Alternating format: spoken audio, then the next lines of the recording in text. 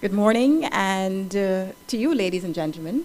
It is indeed a pleasure to be your moderator for this morning's panel discussion on the topic Cannabis, Medicinal and Recreational. What really is the difference? This morning's panel discussion here at the National Union of Public Workers Auditorium forms part of the NCSA's Drug Awareness Month activities.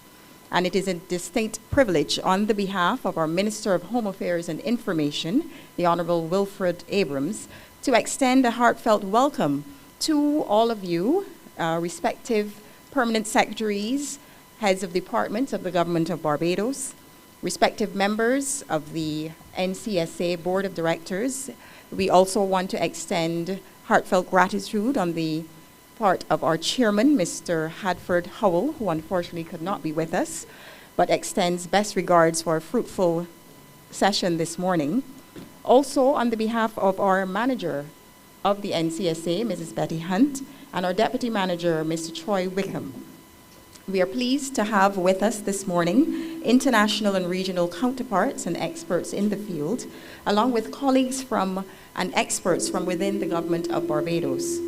We are also happy to have joining us specially invited guests from the public sector, and of course the members of the media, ladies and gentlemen, and those members of civil society joining us online. At this point, it is indeed a pleasure to now welcome our indomitable manager, Mrs. Betty Hunt, to deliver brief remarks. Please welcome her.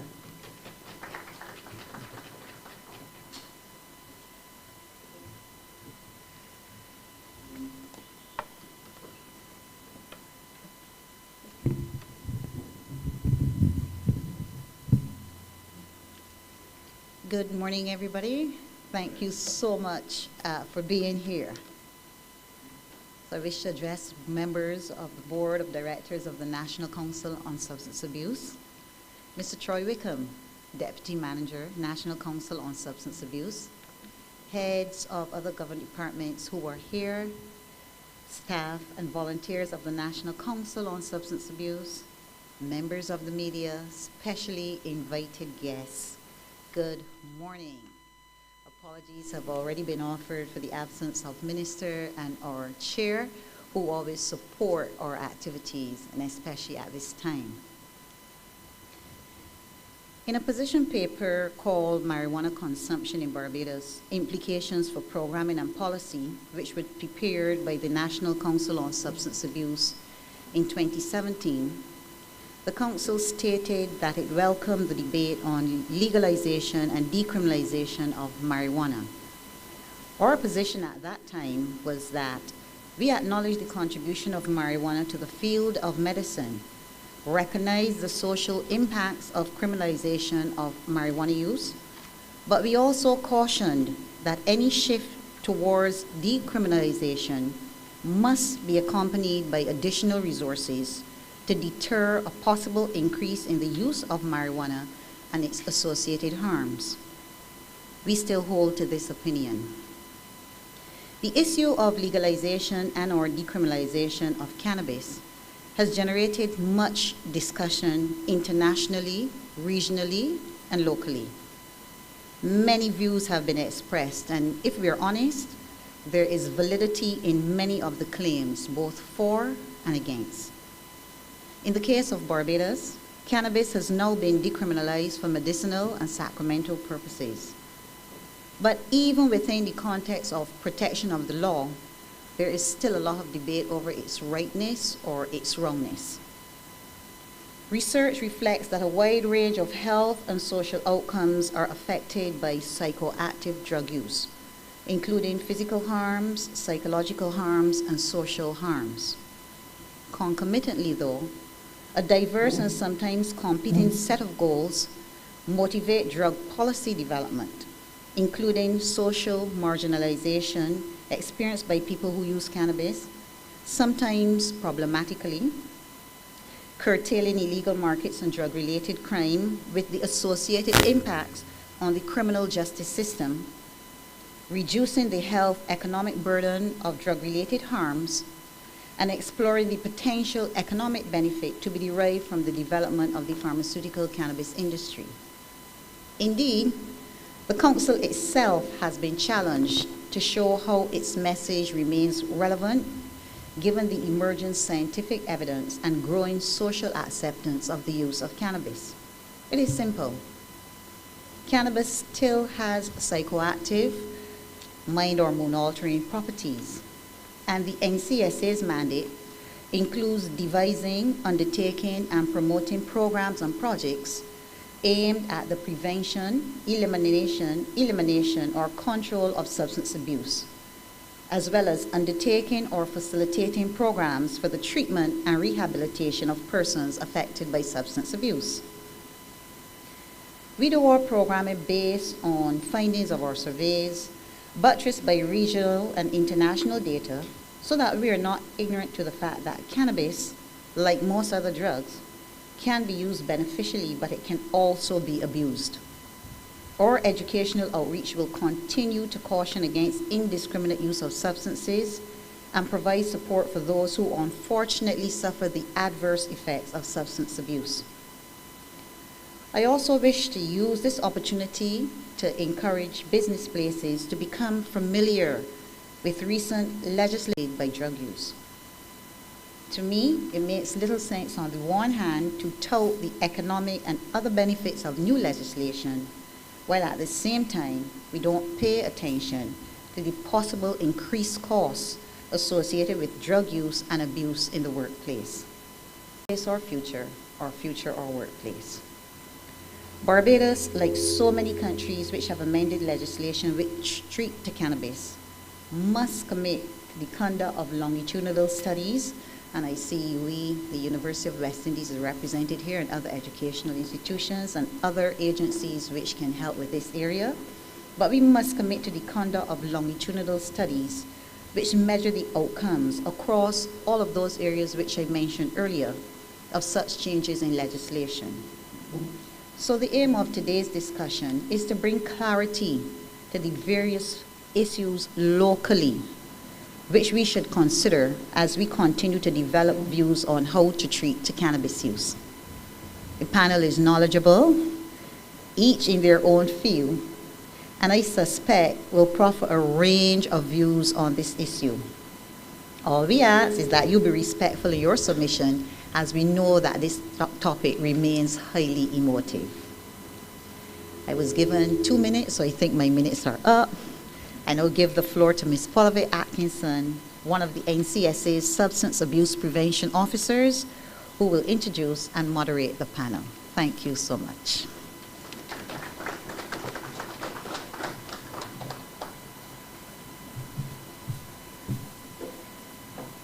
Thank you, Manager Hunt. You have certainly provided us with a roadmap for the objective of today's panel discussion.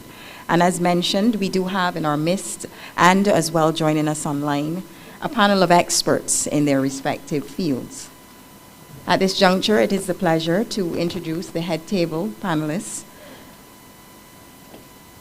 Senator Shanika Roberts-Odle, Chief Executive Officer Acting of the Barbados Medicinal Cannabis Licensing Authority. Welcome. Mr. Lindsay Bino, Drug Inspector with the Barbados Drug Service. And of course, from the medical fraternity, Dr. Ronald Chase, who is the Senior Registrar Psychiatrist at the Psychiatric Hospital, and who also serves as a member of the Board of Directors of the National Council on Substance Abuse. Presenting as well online today will be Ms. Rachel Huggins, the Deputy Director, Cannabis Legalization, Organized Crime Enforcement Bureau of Canada, of the Provincial Police of Canada. And of course, Dr. Jean Saville Cummings, Chief Technical Department Head with the Medicinal Cannabis Authority of the Territory of St. Vincent and the Grenadines. At this time, I would like to acknowledge Ms. Rachel Huggins, who will present first. We ask also that members of the audience please leave your questions for the end, at which point we will have a question-answer segment. And those who are joining us online, you are certainly free to pose your questions, and we will seek to attend to those at that period. So without further ado, to present on Canada's medicinal and legalized cannabis framework is Ms. Rachel Huggins, Deputy Director and Executive Lead of Cannabis Legislation, the Organized Crime Enforcement Bureau of the Ontario Provincial Police. Ms. Huggins. Good morning, everyone, and thank you very much for this opportunity. I think whether we're talking about medical or non-medical cannabis, the important part is to have these type of discussions. And I was very fortunate to have been part of the team that actually worked on the legalization.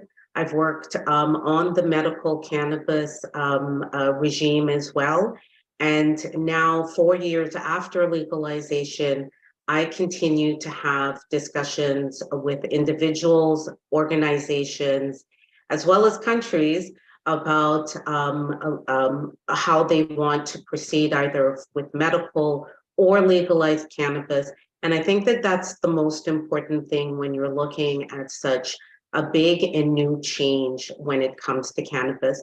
And I think that Ms. Hunt said it correctly, is that there needs to be a longitudinal look at all of the aspects related, because we can't forget any one piece.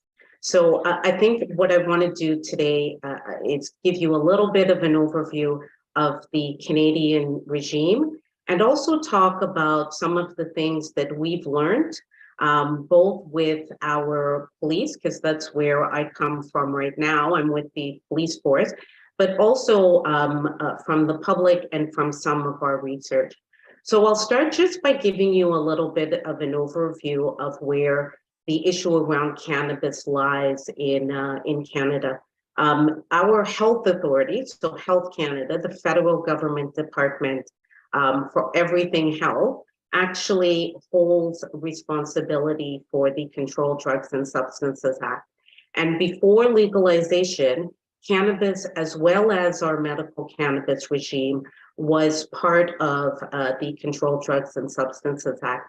And when we were planning to legalize, we really thought about whether or not we could put a legal substance, if a legal substance could stay in an act that constituted all the illegalities of drugs. So what we actually did was we decided to move it completely out of the Controlled Drugs and Substances Act and create an act on its own.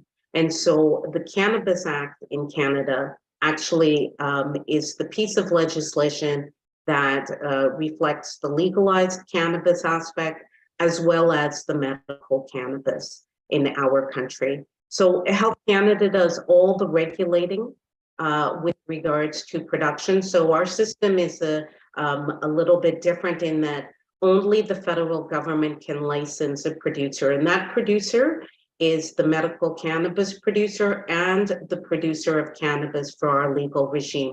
So one of the questions is what's the difference when it comes to what's the difference between legalized and medical cannabis? When it comes to production here in Canada, there is no difference. It is produced by licensed producers, and it is the same cannabis that is regulated and inspected and tested for both our regimes.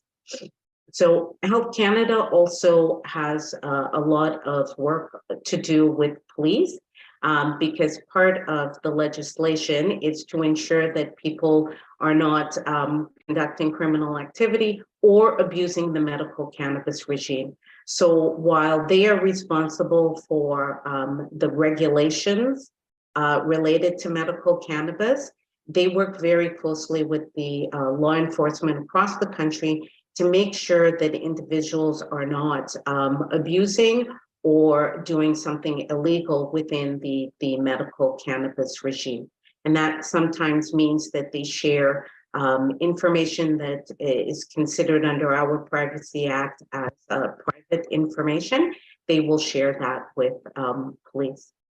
So I'll give you a little bit of an overview of our medical cannabis regime. So medical cannabis has actually been available to any Canadian for over 20 years.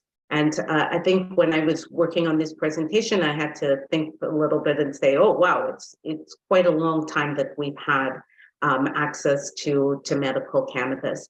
So we started in 2001, and what we did was we allowed individuals to grow their own cannabis. They could designate somebody to grow on their behalf, and we created licensed producers. So what I mentioned before, that the federal government is the one through Health Canada that licenses growers. These are those growers, and they actually started in our medical cannabis regime. In 2013, we recognized that the licensed producer regime had grown quite a bit and was becoming, used by individuals who wanted to use medical cannabis for medical conditions. And so we decided that the personal production of cannabis, so individuals who grew out for themselves or had somebody grow for them, we removed that from our regime. It caused a lot of problems for law enforcement. So individuals who were growing could say, well, I'm growing for my medical purposes, and that medical cannabis, under the auspice of medical cannabis, would find its way onto the illegal market. So we removed it. Unfortunately, by 2014, there was a civil case. So the federal government was sued by an individual by the name of Allard.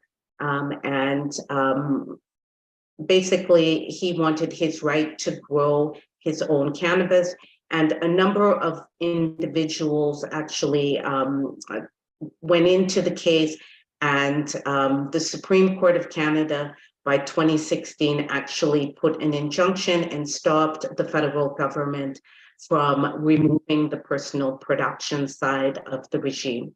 So in 2016, we actually were already starting discussions around legalizing. So we left the Allard decision and that injunction and went ahead with our legalization. So just before I go into the legalization side, I just want to demonstrate that our regime, individuals have certain documentations that they possess that indicate what kind of authorization they have from Health Canada. So you can see that there's the personal production certificate. So anyone who's producing for themselves or on behalf of a medical cannabis user, it has this kind of documentation. If you're possessing only for medical purposes, there's the middle documentation.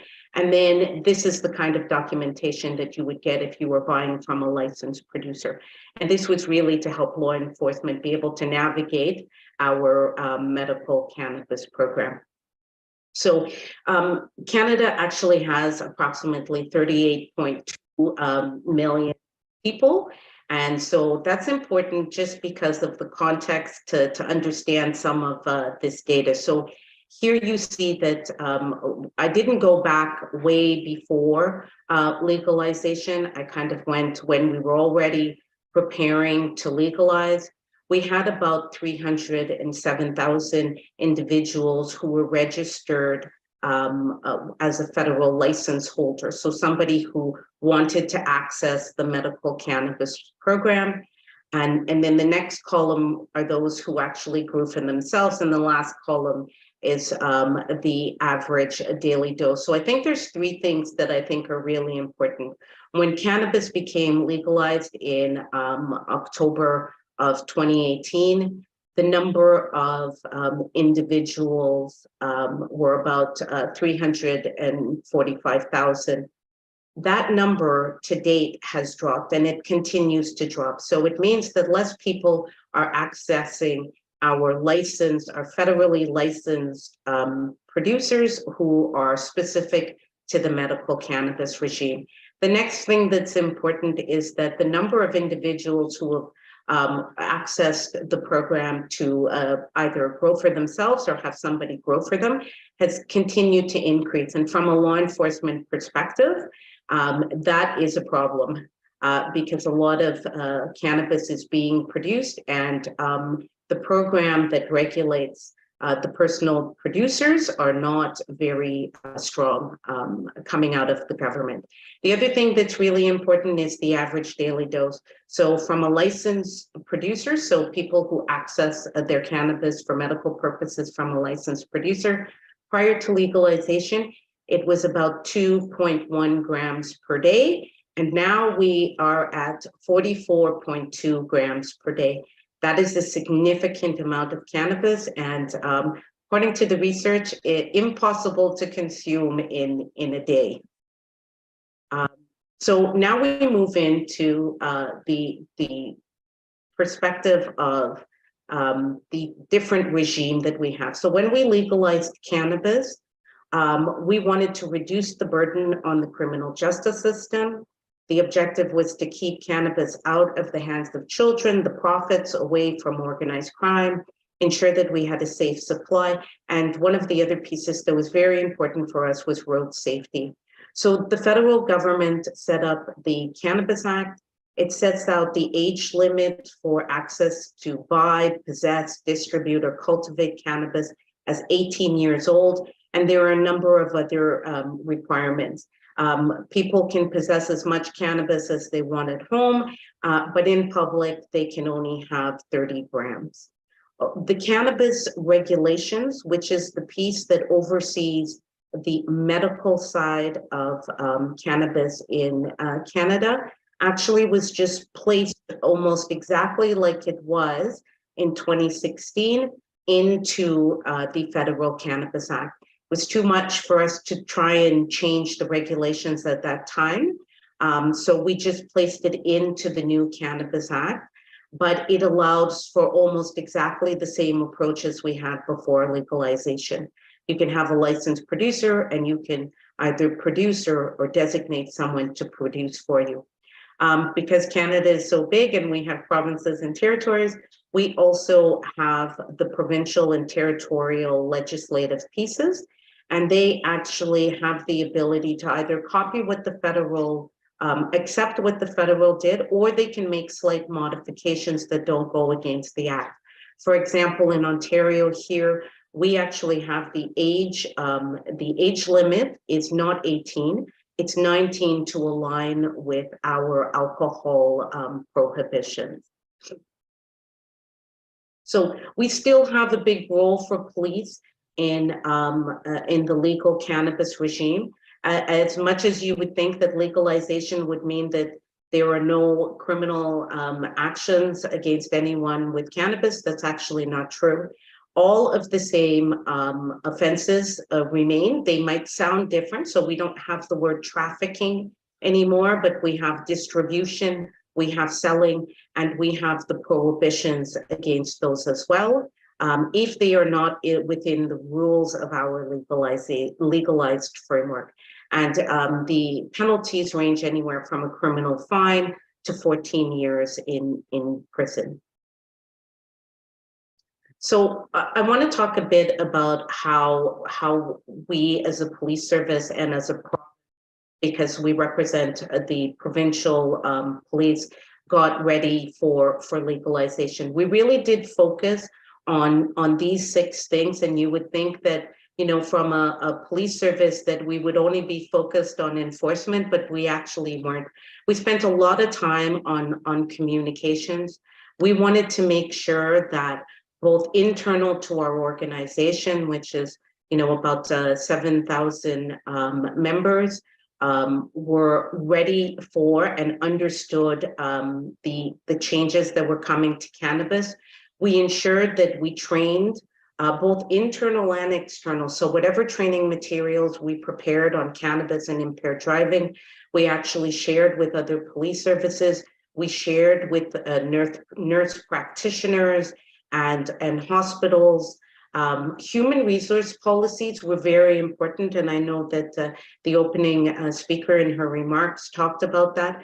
we spent a lot of time internally figuring out what was right for our workforce as a police service. And we called it Fit for Duty. So we aligned it with all of our other drug policies. And that is that you have to come prepared to and fit to carry out your daily job, which we already had in place for the medical cannabis side, and we continued that way. Community engagement, we spent a lot of time working with the public. This was very new to them, and we had a lot of minds to change about why this regime would, keep cannabis away from youth and reduce the burden on our criminal justice system. We did a lot of social media, but we also did some of the old-fashioned things, is that we met with a lot of committees, we met with parents, we met with whomever required that information and the ability to ask us questions and us being able to answer them. Data and research was tremendously important, and it has served so many purposes now. And you'll see that in the observation slides that I'll talk to in a minute. But very, very important pieces. And every organization should be collecting data and doing their own assessments and analysis. You may think that police just collect data on crime. We actually don't. We collect a lot of different data, and it has really helped us to understand how our communities are doing with regards to legalization. So these are just some examples. We did focus very much on the impaired driving and around youth prevention. We wanted them to be able to understand, that they are not allowed to have access to cannabis, the dangers, the risks, all of the elements that we had been saying when it was illegal didn't really change when it was legal, when it became legal. So we made sure and did a lot of focus on that. We really wanted all Ontarians to understand. So driving was one of our important pieces. So anytime police would do any type of stop, we would ensure that we gave out materials that really did explain, more than just say it's legal. We explained and gave really good infographics on how the regime worked.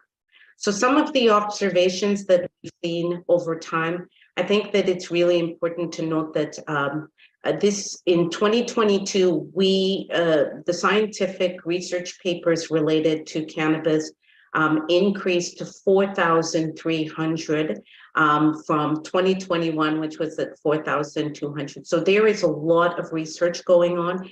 And part of legalization is that we committed as a government and as provincial governments to conduct research and ensure that we understand consumption patterns, drug cannabis use habits, as well as our driving habits. So some of the things that we've seen is that in 2021, we have seen a reduction in the use of cannabis. COVID does have an impact on these figures and this data, but the truth is that Canada has probably some of the highest consumption use of cannabis in the world. So any decrease is a good decrease for us. We are seeing an increase in the use of our legal cannabis regime. We're seeing more use and increased want of cannabis edibles and extracts, whereas for the first few years of legalization, everybody was just purchasing dried cannabis. We do believe that the legal market is increasing and taking some of the illegal market away. And there has been a dramatic reduction in cannabis-related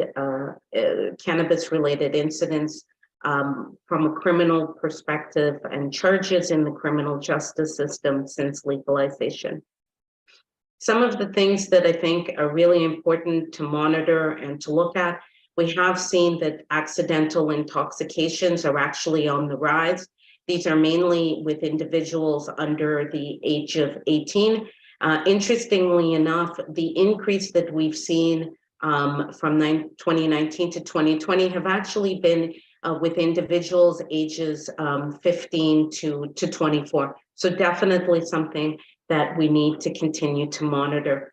We have seen that individuals with mental health are accessing cannabis. So there's frequent use among individuals who already have mental health problems. And there are a lot of studies that are looking at how individuals who already have mental health issues, how it's exacerbated by the use of cannabis. So very important things to continue to be monitoring in both our medical and our legal side. Impaired driving, we have seen very little change in the data since legalization. People are still driving after use of cannabis, both in the 2-hour and the 4-hour range. Studies do show that in the 2-hour to 4-hour range, there's high risk of accidents. I think one of the interesting things, and I bolded it here, is that the highest increase of cannabis impaired driving was actually among drivers older than 50 years of age. We do think that we are seeing an increase in why individuals are turning to our medical cannabis regime for alleviation of pain and things like that. And so we are looking at more studies of how we better understand what we are seeing on the driving side and consumption for medical purposes. And then just with regards to the criminal justice system, as I said earlier, that we have seen a decrease in criminal charges. We also see that decrease primarily among young people, which is a very good sign. That was one of the reasons for legalization. There are provinces that have created youth diversion programs to further keep young people out of the criminal justice system. We are seeing illegal cannabis products being sold online. That's a very big concern for law enforcement right now. And we continue to see the legal market increasing. So, our role and the police role, as well as the federal government's role and the provinces and territories in legalization, did not stop on the day of legalization. The legislation actually committed to do a review of legalization and the impact it has had on Canada. So we have struck an expert panel. And I think that it's interesting to note that there are doctors on that panel, there were researchers, and as well as former government officials. But the important thing is that they have a real broad mandate to look and provide recommendations to government on how to improve the legislation. So it will not stop where it is as legalization. We want to make sure that we improve the legislation for all Canadians. And so these are the list of things we'll look at, impacts to public safety, the access to cannabis for medical purposes. And I can say that from a law enforcement perspective, one of the pieces that we have been advocating for is the removal of the personal and designated production under the medical cannabis regime, among other things. But we do think that the legislation has met some of its objectives and can be strengthened further following this legislative review by the expert panel. So I'm happy to take questions during question period if anybody has anything, but that is the end of my presentation. Thank you very much. Thank you. Thank you, Ms. Huggins, for a very comprehensive overview of the Canadian experience and looking at specifically the transition to legalizing cannabis for recreational and medicinal purposes. Thank you for your presentation. At this time, we move from the international experience to a regional one. And it is a pleasure to now invite Dr. Jean Saville Cummins, Chief Technical Department Lead with the Medicinal Cannabis Authority of St. Vincent and the Grenadines, to deliver his presentation on the St. Vincent and the Grenadines experience, the impact of the unregulated traditional cannabis growing industry in relation to the new regulatory framework. Welcome, Dr. Saville. Good morning, and thank you. Getting a little bit of feedback already. But yes, I want to thank you for the invitation. Good morning to the panel and to all of the already mentioned distinguished guests that are present there in Barbados.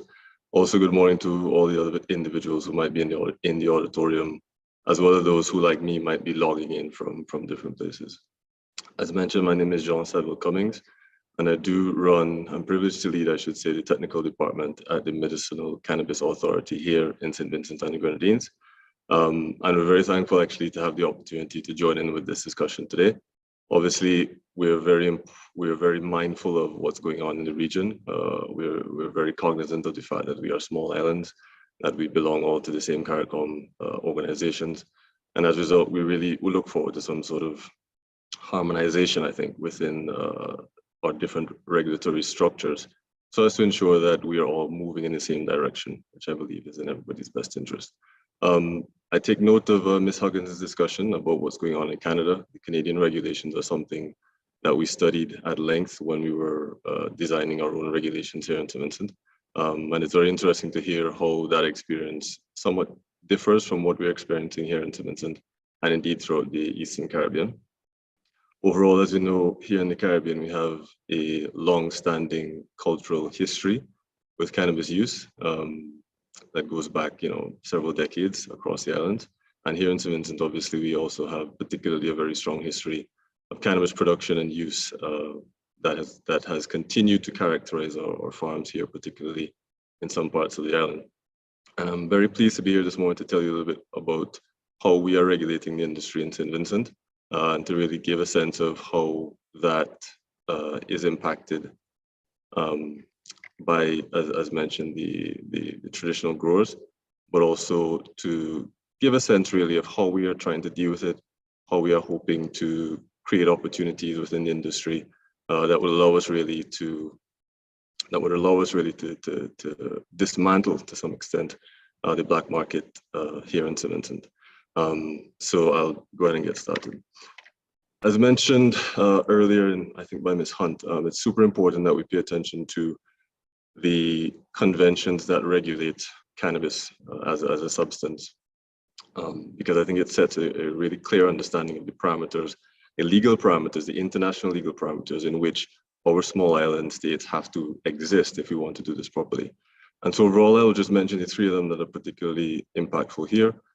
Starting really with a mid-century rise in cannabis abuse and other substances in the middle of the last century. It really led to the creation and gradual adoption of these conventions. The first of which was the Single Convention on Narcotic Drugs of 1961. There was a 1972 amendment. Then there was a Convention on Psychotropic Substances of 1971. And finally, there was the UN National Convention UN Nations Convention against illicit traffic in narcotic drugs and psychotropic substances. This was signed in 1988, but it wasn't enacted until 1990. And again, this really sets the understanding of what the international parameters are for our industry, because compliance with these conventions through our local laws is really what allows us to have an industry. And we really risk perhaps an interruption to national services by not being compliant, particularly as it relates to trade and also to banking. As party to these treaties, to these conventions, St. Vincent, like every other country, had to enact certain legislation. And here in St. Vincent, we've created several of these legislation to control access to these scheduled compounds, as well as to broader pharmaceutical drugs, which is in line with international best practice. And generally, throughout the Caribbean, we see a very, very similar setup. It stems from the fact that we were all once, I think, at least in the English Caribbean, all once British colonies. So you have a very similar legal setup. So for us, we have the Pharmacy Act, which really defines drugs, pharmaceutical drugs here in St. Vincent, and creates an understanding of what a pharmacist is and who is legally empowered to distribute these compounds. We have a Medical Registration Act, which outlines the training and registration requirements for individuals who would prescribe them. Specifically, in this case, we're talking about doctors. Then we have the Drugs Prevention and Misuse Act, which is the one which directly deals really with the 98 Convention that sets understandings in terms of regulations and penalties and controls for these compounds and how they must exist in your country. And more recently, we've had the passage of the Medicinal Cannabis Industry Act. For us, that was passed in the end of 2018. And that is the act really that governs our cannabis industry, that empowers our cannabis industry. And since the end of 2018, when it was passed, we've had subsequent passages of 2 sets of regulations. The first being the patient access regulations, which, as you would suspect, governs how patients must, the system that patients must interact with to get access to cannabis here in St. Vincent. And then we have the standards and compliance regulations, which are more recently passed. And these specifically outline the activities of the companies. And so the conventions require licensing. The licensing has been enacted through these acts. And these are the regulations that really say how these licensees must conduct themselves. Perhaps one of the big things that Industry Act did was to establish the Medicinal Cannabis Authority. I take Ms. Huggins' point that in Canada, it's Health Canada really that regulates a lot of it. But here throughout the Caribbean, including in Barbados, what most countries have done is they've created a separate authority to deal with cannabis issues. And specifically, this is the authority that must license entities and must also test compliance against against regulations. So for us in St. Vincent, ours is the Medicinal Cannabis Authority. We have oversight provided by a cabinet-appointed board of directors, and we do have a Medicinal Cannabis Advisory Council, which is a technical body that advises the board on all sorts of matters. Our compound is in an area called Rivulet, for those of you who might be familiar with the island. We are between the airport and the capital, and so it's very convenient for you guys to come and visit whenever you're in town, and we have some contact information there. The one thing I will say, of course, is that the timing of our industry was heavily impacted. So as mentioned, the passage of our bill was at the end of 2018. The Medicinal Cannabis Authority was created effectively in April of 2019. And of course, by the end of 2019, we had heard rumblings about the virus running around in China. And so we've gone through 2 years of pandemic, which severely impacted our industry in the sense that it impacted access to financing, it impacted supplies that really put us on a back foot. But I'm happy to say that we're at the point now where we've come through that. I'm very pleased to be able to say that we've survived.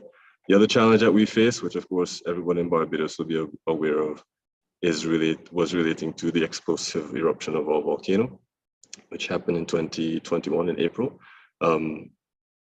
Most of the island was impacted, the areas that were further north more so.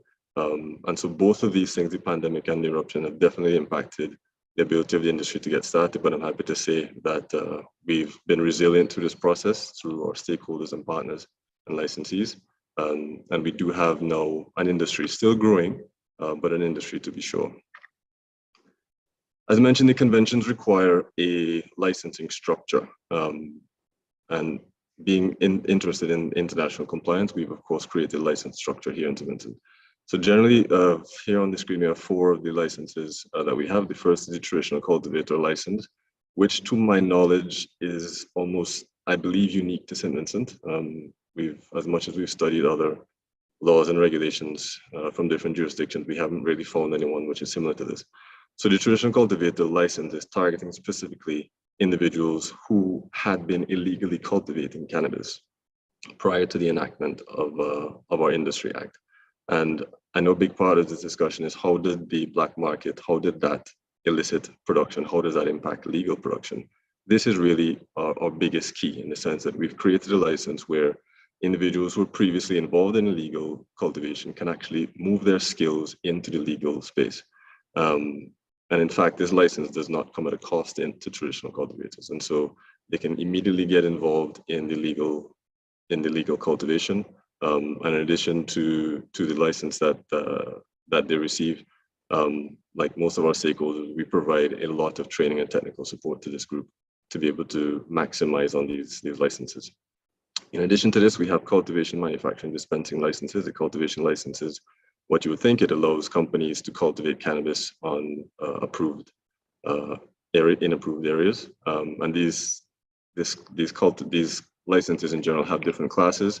And so for the cultivation license, you can have a farm which is as small as 1 acre or as large as 300 acres.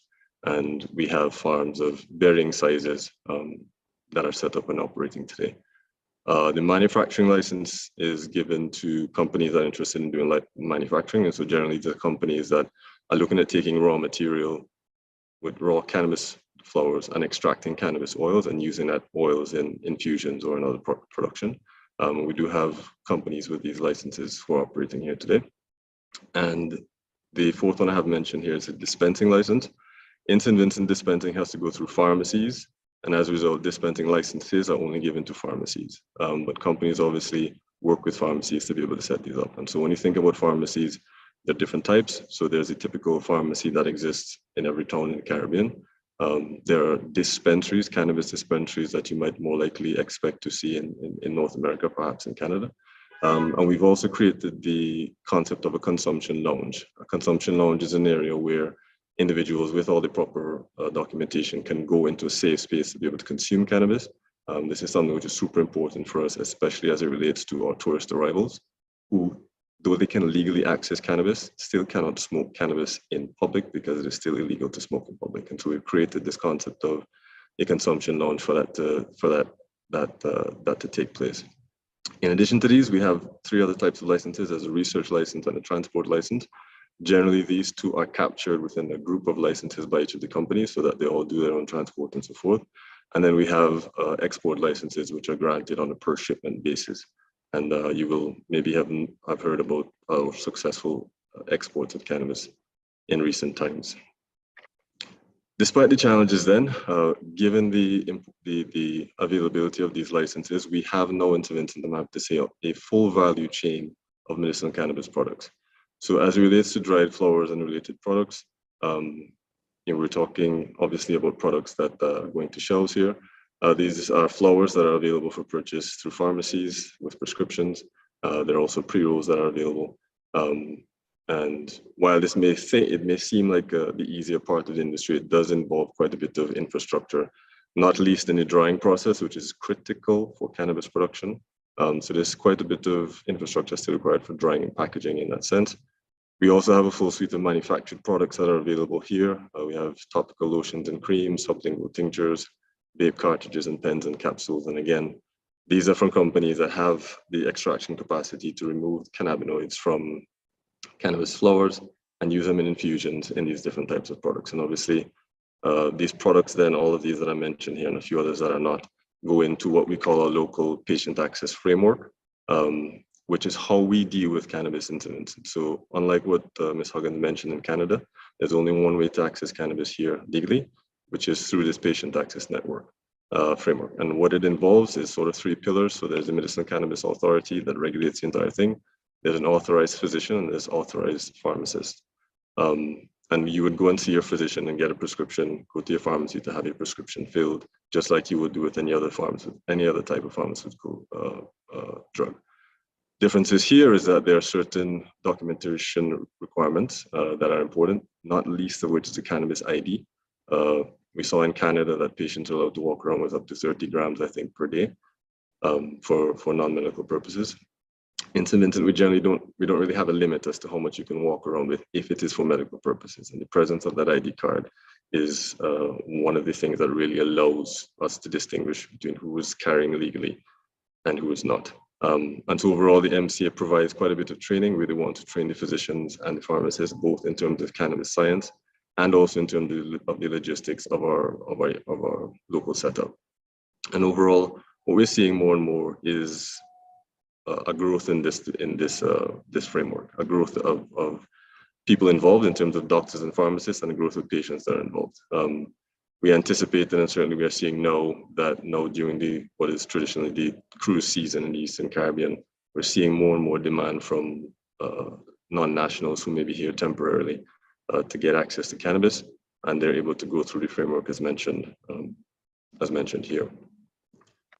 Overall, this helps us to really define or help us to answer the question as to what is recreational versus what is medicinal cannabis. It's a question that's asked throughout the Caribbean.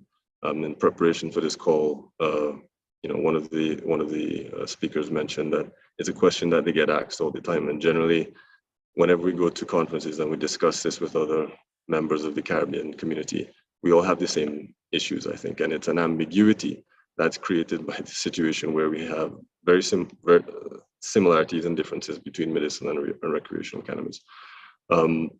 And overall, when we look at it and we think, well, what are the key differentiators? These are the ones that we like to focus on. So in terms of the similarities between medicinal and recreational cannabis, we are effectively talking about the same plant. Right? Let's not pretend that we're not. This is the same plant that we're talking about, the same species of plant. It's either sativas or indicas, ruderalis, or some hybridization of 2 or 3 of them. So it's the same species of plant that we're talking about. And more we're seeing similar methods of consumption. So traditionally in the Caribbean, again, we tend to smoke culturally, recreationally, I would say.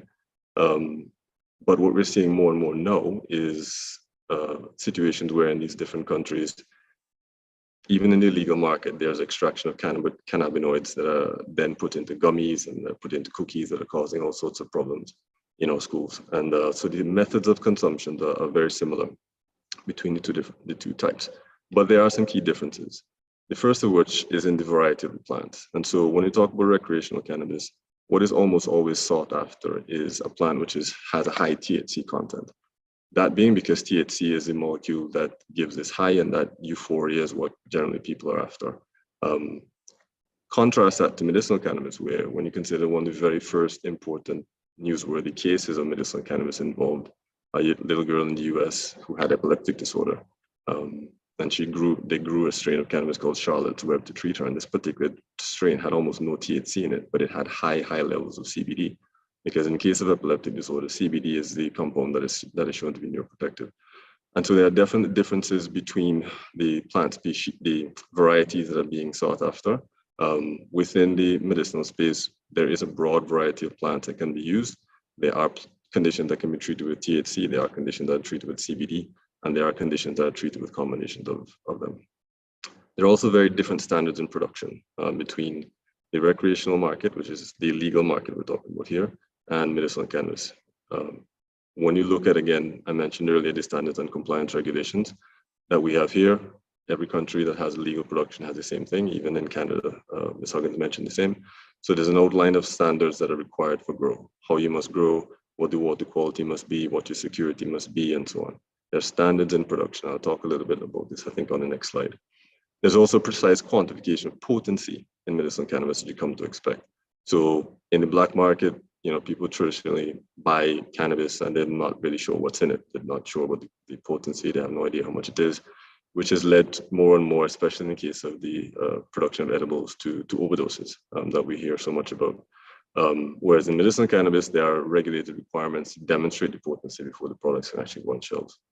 But the big difference between medicinal and recreational cannabis is the intended use. So in recreational cannabis, the intended use is almost always the same, an intention to get high for the purpose of enjoying that euphoria. And again, that specifically defines the type of plants that are being targeted. Whereas with medicinal cannabis, doctors are using varieties of plants or compounds from plants to be able to treat specific conditions. And this really is the big difference, is how is the plant actually being used? It's the same plant species, different varieties, yes, but how is it being used? This, I have to say, is the biggest difference when we have this discussion with stakeholders and helping people to understand how do we discuss medicinal versus recreational cannabis. And I mentioned their standards in production. One of the important things to test standards is to do quality assurance. And so generally in the Caribbean, when you buy black market product, you just get whatever it is, as mentioned. Within our regulations, as there are in most regulations, there is a requirement to have products tested before they can go to market. In St. Vincent, we've partnered with a group, Caribbean Gold Standard Labs, to operate a facility that does this sort of testing. In that sense, at the end of the day that a regulated product is absent of foreign matter. We know what the water content and water activity is. We have a very clear understanding of the cannabinoid potency, of the terpene potency. We know it's absent of pesticides. We know it's absent of mold. There's a microbiology profile that has been done, the heavy metals that are absent and so forth. So there's a very clear understanding that the product that you're consuming within the legal space has passed quality assurance to know that it is safe for humans to partake in. This is not always the case with illegal drugs. And so this is something, again, we're very mindful of when we're having conversation with stakeholders. And in the case of our regulations, we do require ISO 17025 as a standard for the lab itself, which is the international standard that governs non-medical laboratories. I mentioned also the intended use. So in St. Vincent, again, within our act, we have a list of qualifying medical conditions that can be used, for which cannabis treatment can be used. And I have them listed out here. There are 20 of them, although some of them are umbrella terms, like there's one that says autoimmune disorders and epileptic disorders that are, they include several different types. So in St. Vincent, these are the conditions that are being treated with cannabis. And before we started, we did a whole survey of physicians to see how many patients they had of each of the different types and what they were using to treat these patients. And now, as we've had patient access now for maybe a year and a half, we're getting a sense of which ones are being treated. And it's providing a really good sense, a really good understanding of the health of the industry and where it is going. And I mentioned data because it's super important. I'm really happy to hear the comment from Ms. Hunt as well as the one from Ms. Huggins about the importance of data. It's a point of view that we share. We believe that the only way really that we are going to justify this industry or even understand if it's working properly is to ensure that we collect and analyze data associated with it. As a result, the data is collected from different sources. We are legally required to secure some of it in a confidential database, particularly the ones as it relates to patient identification. The different data sets are then anonymized and analyzed for different trends and research opportunities. And eventually, what is done is we report our findings back to stakeholders. And as a result, we've seen lots of lessons. So the data really is helping us answer some of these. So like I would say, like any good science, the data just poses more questions, right? Which is fantastic. So we're getting a sense of the type of patient that is seeking medical cannabis, which is a really key point here. Because I think traditionally, when this discussion was happening, the expectation is that the majority of people seeking medicinal cannabis will be young people who are interested in getting high. And what we're seeing is that the overwhelming majority of patients that are coming through the system in St. Vincent and the Grenadines are working professionals, individuals between 30 and 50 years old who, may be dealing with issues resulting from a work-life imbalances, whether it's sleep disorders or anxieties or depression and so forth. This is the overwhelming majority of people who are seeking care. And we get a sense of which conditions are being treated. It allows us to interact with the physicians to understand what additional trainings might need to happen. We're getting a sense of which formulations are being used, and that really impacts back to the producers so that they understand, okay, well, more people are using this type of formulation than this one, more people want this type of variety than others, doctors want to be able to prescribe this.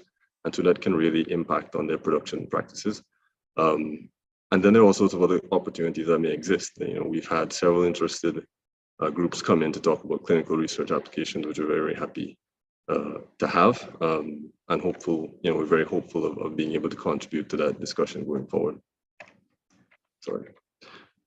When we talk overall then about the impacts of the legal cannabis industry, I believe that there are many. So there's the obvious economic impact that is derived. So there's obvious benefits from having the activities in the sector because it impacts on job creation. But there's also this upstream diversification. What I mean by that is that there are companies that support or supply licensees here in St. Vincent that are now being forced to broaden their services, which is fantastic for us. There are other entities that are benefiting a lot from new technologies that are being brought in because of the industry, whether it's in the lab or whether it's in the farms, new farming methods, new certification modalities, new standards training that are really contributing to the broad sense of agricultural production here in St. Vincent and the Grenadines. And agricultural production is something that has always been super important to us. It's something that we want to be even more important to us going forward. And definitely what we're seeing is that the science and technology is coming in because of cannabis is positively impacting that. In terms of the medical impact, we are seeing enhanced patient outcomes and potential reduction of our pharmaceutical import bill. That's something that we'll have to analyze over the course of months and years. But we are seeing more patients getting access. I had one patient come into my office fairly early in the cannabis patient access process who came in. He had been suffering with a type of rheumatoid arthritis for years, and he said that he tried so many different things and nothing seemed to work. And he came here, he's been living here, and he was able to try cannabis, use a topical, a sublingual spray for cannabis, and it's completely changed his life. He's talked about the difference in his quality of life that he's experienced from it. And so we're definitely seeing stories like that, which is fantastic. It's really exciting as a scientist to hear about this sort of a benefit coming back. There are also obvious social impacts, and the big one I would say is the removal of the taboo surrounding cannabis, right? This removal allows for frank discussions on cannabis that we weren't really able to have previously, particularly as it relates to young people. A few months ago, I was out at our A-level college here, giving a lecture to 60 or 70 different students, and it was interesting to see their perspective on it. They were, perhaps some of them felt that they had an opportunity to get access to information about cannabis that they've been hearing about in their classrooms for years, but they've never had the opportunity to ask questions. And so it's really allowed us to face-to-face time with them, to really encourage them to make better choices, particularly as it relates to cannabis of certain qualities. And the overall hope there's really a reduction in demand, in keeping with our drug policy goals. And finally, as we mentioned drug policy, the concept of our alternative development strategies.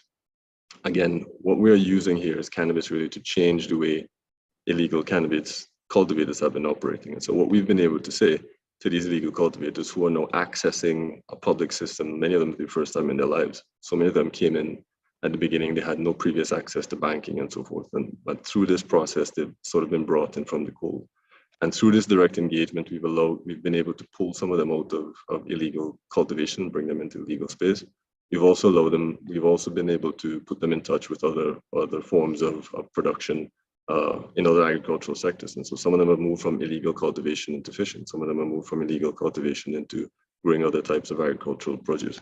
And that is really impacting our drug policy in terms of supply reduction. And so overall, we see quite a bit of impact that we're super happy with. We're cognizant of the fact that this is a Vincentian context. It differs obviously from the Barbadian, from the Grenadine, from the St. Lucia. But I believe that those differences are not insurmountable. I believe that there are lessons that can be learned one from the other. And as a result, I'm super happy to have had the opportunity to speak with you guys about this morning. And again, thanking you for the invitation today. And I know there's a question and answer session a little bit later. I'll be happy at that point to take any specific questions you might have.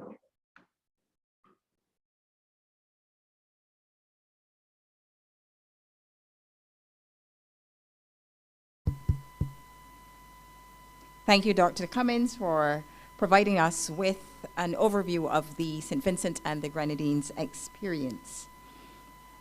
At this time, it is a privilege to have our local experts present to us. And certainly, we would wish to start with our local authority. And today we have with us Senator Shanika Roberts-Odle, the Chief Executive Officer acting of the authority, and she will now present on the role of the Barbados Medical Cannabis Licensing Authority and its operations under the regulatory framework. Let's welcome Senator Roberts-Odle. Thank you so much. Is everybody hearing me okay? Okay. Sounds like it's got a bit of a feedback. So, thank you. Let me first say good morning and thank you so much to the NCSA for the invitation. I am hoping that we continue to build upon these interactions and to continue to develop the kind of relationship that would assist us in delving more into the medicinal cannabis industry as we have with the Barbados Drug Service.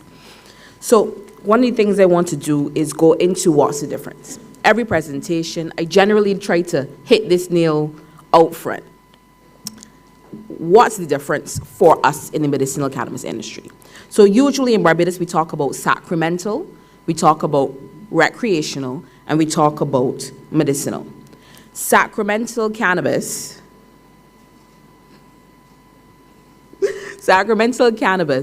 deals truthfully, is outside of the purview of the medicinal cannabis industry.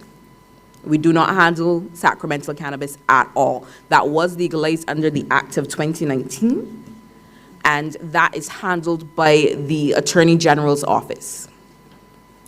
Straight off the bat, that's not something that we deal with at the authority. When we talk about recreational, as we all know, recreational use of cannabis is not allowed in Barbados. It is illegal. There have been some moves towards the decriminalization, where we have 14 grams or a half ounce that is moved to a ticketed kind of system rather than going through a formalized process. You have a ticketed system and we move on necessarily for that. So we deal only in the medicinal cannabis, and we deal with the Medicinal Cannabis Act 2019 and our regulations. Both are available on our website or on Parliament's website. Feel free, take the time, indulge, learn about it, and then give us a call. So one of the things I want to just clear up front, similarly to my good colleague from St. Vincent, we have about the same perspectives as it relates to what's the difference between medicinal and recreational. The plant is the plant. There's no way around that. The difference comes with how do you relate to the plant. So when it comes to us from the medicinal end of things, I always try to explain it like this. When you go and take up an Advil, you want to know what's in the Advil. You are not taking that Advil unless you could look at the back of the packet and see what's in there. The same is relevant to medicinal cannabis. It's a medicine, therefore you want to know, what did you spray it with? What did you fertilize it with? Has it gone through the relevant testing? Is this going to do well to my body rather than harm? And the reality of the situation is that is why there is such a thing as a tracking system, so that your cultivators of medicinal cannabis can know exactly what they have done to the plant. So if something goes wrong, you having taken a medicinal cannabis product, we can track it right back down to the leaves, right back down to the plant, right back down to the row that plant was cultivated in, to know what it was used to spray on it and what potentially could have caused the issue. That's important. Similarly, as he pointed out, intention is important as well. The reason why you're using the product has an impact on whether it's medicinal or whether it's recreational. It's not that complicated in terms of how we relate to it, but we also understand that other persons have different ideologies about it, and that's fine. But considering when we're dealing with Barbados, as we like to talk about 166 square miles, but relatively around 300,000 people, we have to operate in a manner that is clear. And those are the perspectives that we take when it relates to medicinal cannabis and the difference between recreation and medicinal cannabis. So just to give you an idea of the actual industry, we currently have, it sounds like it's dropping in and out. Are you hearing the dropping? Dropping in and out. Okay. Forgive me if it sounds like I'm shouting. So we have about 8 licenses that are on the board at this point in time. Now let's start with cultivator. Now that license allows you to cultivate medicinal cannabis. There are 4 tiers. There's tier 1, tier 2, tier 3, tier 4. It ranges between an acre and under up until 25 acres. I don't want to bore you too much, so forgive me if I'm trotting through. There's processor or manufacturer, and that has 3 tiers as well. It depends on the size of your facility. There's a retail distributor. No, retail distributor, well, it says retail distributor. It is actually a license for a therapeutic facility, or my good friend called it a consumption lounge. St. Vincent uses the word consumption lounge. I believe Jamaica uses the word smokehouse. We use therapeutic facility. And what that means is that there is a facility for you to go and utilize medicinal cannabis. There is a pharmacist that is there. The pharmacist dispenses you the medicinal cannabis and you use it on the property. Now that property may happen to be on a beach. That property may happen to also have spa facilities. The point of the matter is you are on the premises with a medical professional in case of. So that is where that perspective comes. So it's really about a therapeutic facility, but the license is called retail distributor. There's transport license, that is an individual who takes the cannabis in whatever form from one point to another. There's import license. Now, we deal with the importation of plant material. That means if you're importing tissue culture, cuttings, seeds. That is the medicinal cannabis industry. If you're talking about importing finished medicinal cannabis products, that's the Barbados Drug Service. And as closely as we have been tying ourselves, there are some differences. So if you want to import a product that's already finished, talk to my friend Lindsay. If you want to import a material, planting material, that's me. Export is the same perspective. If you're exporting medicinal cannabis in its raw form, or in this case, medicinal cannabis product. Now, that depends on the kind of product that you're trying to export. And because we work so closely together, we're able, based on what we're seeing, to make the distinction and direct you down the correct path. But if you're exporting, there are licenses that we give, and there are licenses that Lindsay gives. Depends on the kind of product you're trying to export. There's research and development. One of the realities of our size, 166 square miles, is that we're not going to beat them on land mass. We just can't. We are in no way intending to turn arable lands that are meant for agriculture over to cannabis.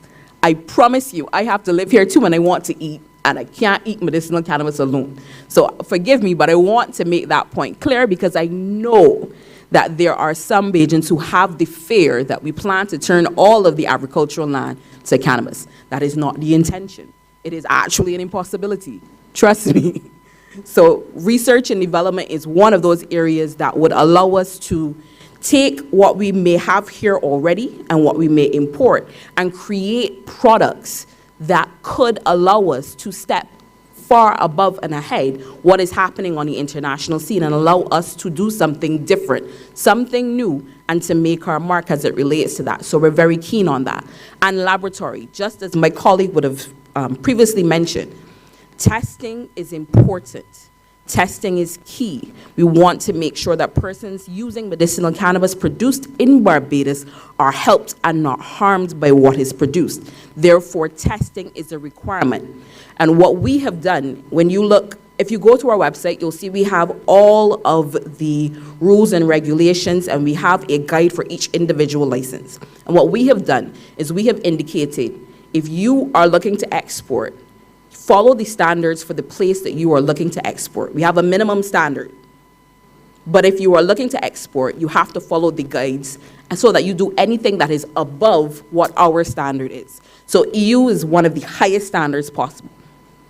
If you're going to export to the EU, you have to follow EU standards. They don't drop below our standards, so you're good to go on that particular end.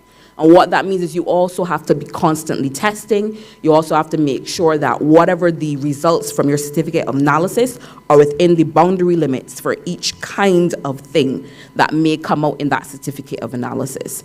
And if you go to our website, we have an entire list of all the testing that needs to be done. And what we have done is we've allowed for anyone here who wants to come to Barbados and set up a testing lab to be able to do that. One of the things I want to be clear about when it comes to the licensing regime is the licenses are non-renewable. What that means is because you have a license does not mean you are going to get another license. That means you have to reapply, because I have to be able to check, I have to be able to say that in that 5 years when you started and you had no convictions for human trafficking, in the next 5 years you have not suddenly become a human trafficker. And that is important. Those are key things towards making sure that our industry does not do any harm to Barbados, to our reputation, and to the livelihoods of individuals in Barbados. It's also non-transferable. That means if I give you a license, you cannot then sell it to anyone else. It's not possible. That license then becomes null and void, and that person will now have to come and get a new license. That is, again, for the benefit of all Barbadians and safeguarding the industry as it is. So facts about fees. I know this is a sensitive issue for some, but I want to be clear about a few things. Our licenses are for 5 years. It is the longest license you will find anywhere in the world, point blank and period. What that means is that once you've paid that cost, you have a longer time period in which to recoup your investment. And we wanted to be able to make sure that we're giving as much an opportunity for persons to recoup their investment. But one thing we've also done is we have ensured that we make allowances for persons who want to get into the industry but have some financial constraints to be involved. So one of the first things we said is, okay, give me 60% of your fee, and you can take the next 3 years to pay that off. That gives you time to move some money around, rob Peter, pay Paul, adjust yourself as to what you're doing. No, don't actually rob Peter to pay Paul, all right? Just to be clear. But to move financially a few dollars around to be able to operate, to give you some breathing room. One of the other things we've done, and I found that this is something that's been taken up a lot by those at that tier 1 level, is we say, okay, you've paid for your license for a tier 1 cultivator, you don't need to buy an import license. We'll give you the first importation free of charge to give you space to be able to operate. One of the other things we've done is for those licensees who have advised truthfully they need a bit of breathing room, we give you a pre-approval, which means everything looks good here, I will give you your license. Go away and build your facility. Don't pay me yet. Build your facility. That gives you the space to take that money, put it into the facility, and once you've built your facility, you then come back to me. And then I say, okay, now you can pay me because you've spent your money where you needed to at that point in time, and you have some room now to come and make the payment and start your license. We understand that there are difficulties, but we have tried when we set up the industry to make allowances where we could. Eligibility. We had a medical forum last night and had a really interesting question from a lovely lady. I think she said her name was, well, let me not say that, but as she said, all others were fake. But her question was, why this list of offenses? Because the truth is, there are eligibility requirements, and there is a list of offenses that if you have been convicted under, you cannot apply for a license. Well, you can apply, but you will be denied a license. Now, as you can see, these things talk about anti-terrorism, drug abuse, firearms, money laundering, financing of terrorism, Theft Act, Trafficking in Persons Prevention Act. And her question was, those seem kind of far removed from medicinal cannabis. The reality is that on the international community and most law enforcement will tell you that the trade in illegal drugs can be linked directly to most of these activities. Persons have used the trade in illegal drugs to then fund that money into terrorism activities, into human trafficking activities, into these kinds of activities. So in order to, again, ensure that we are trying our best to insulate the industry and to not do harm to Barbadians and to the industry and to our reputation, we have ensured that persons who are convicted under these offenses cannot apply. And these are heavy offenses. These are indictable offenses. You do not wake up one day and decide to traffic in persons. So it is clear that we are attempting our best to make sure that we are insulating the industry. But the question is, that is on the negative. On the positive, who can apply? Anyone over the age of 18 that is a citizen of Barbados, a permanent resident of Barbados, a person of immigrant status, a citizen of a CARICOM member state, or a company, partnership, or a cooperative society. Now, that last piece is important because we have heavily pushed cooperative societies. We understand that every Barbadian may not have $100,000 sitting down on a bank account. Well, I don't know if you do. But, so they may need to interact and they may need to come together as a group. Now, if 8, 10 of us have $5,000 sitting down somewhere, we can pull that money together and do something in the medicinal cannabis industry. So cooperative societies are important. And a lot of those individuals who came to us early on, when we explained that and sent them back to look at the possibilities, connected them with the cooperative societies, they have been able to develop cooperative societies, and they are coming back with their applications. So there are ways, means, and opportunities. We just need to make sure that we're looking out for them, and we ourselves try our very best to point them out to others. Now, when we talk about company or partnership, I always want to talk about the 70-30 rule. And I want to reiterate it because some people sometimes take me not the way it is intended. Any company, except for laboratory or research and development, any company applying for a license must have 30% ownership by a Barbadian. Now, that can only have 30%. It has to be a minimum of 30%. So a person can go ahead and they can own 40, 50, 60, right up to 100. You can own the company lock, stock, and barrel. What I'm saying is, if there is an international individual who wants to have one of the licenses that is not laboratory or research and development, they have to have a Barbadian who owns 30% minimum of the company. Right. So this lovely lady is Valencia. She's our customer liaison officer. So one of the things we also recognize is, while I spent many nights poring over our guides and dotting every I and crossing every T as much as I could, it's a lot of information to read. It's a lot of information to go through. Absolutely no doubt about that. So we have assigned Valencia to be your customer liaison officer. So if you have a question about something you've read, call Valencia. If you have an issue, if you have a query, if you have a question, Valencia is there. And you can always sign on to have a meeting with her, have a discussion, give her a call. She's a lovely lady and she is always willing to take a call. It's one of those additional methods we've gone through to try to make that open. So I'm going to try to blast through these 10 because I think I'm well over my time at this point in time. So 10 more things you need to know about the medicinal cannabis industry. For the doctors, all local licensed doctors can prescribe medicinal cannabis for medical purposes. All local doctors can prescribe medicinal cannabis. Further, they can prescribe the cannabis for any condition they deem it necessary. The drug service and myself went through a series of conversations where we really looked at the relationship between the patient and the doctor and whether or not we felt it important to step into that relationship. And we felt it wasn't something that we needed to do. Your doctor has a duty of care to you.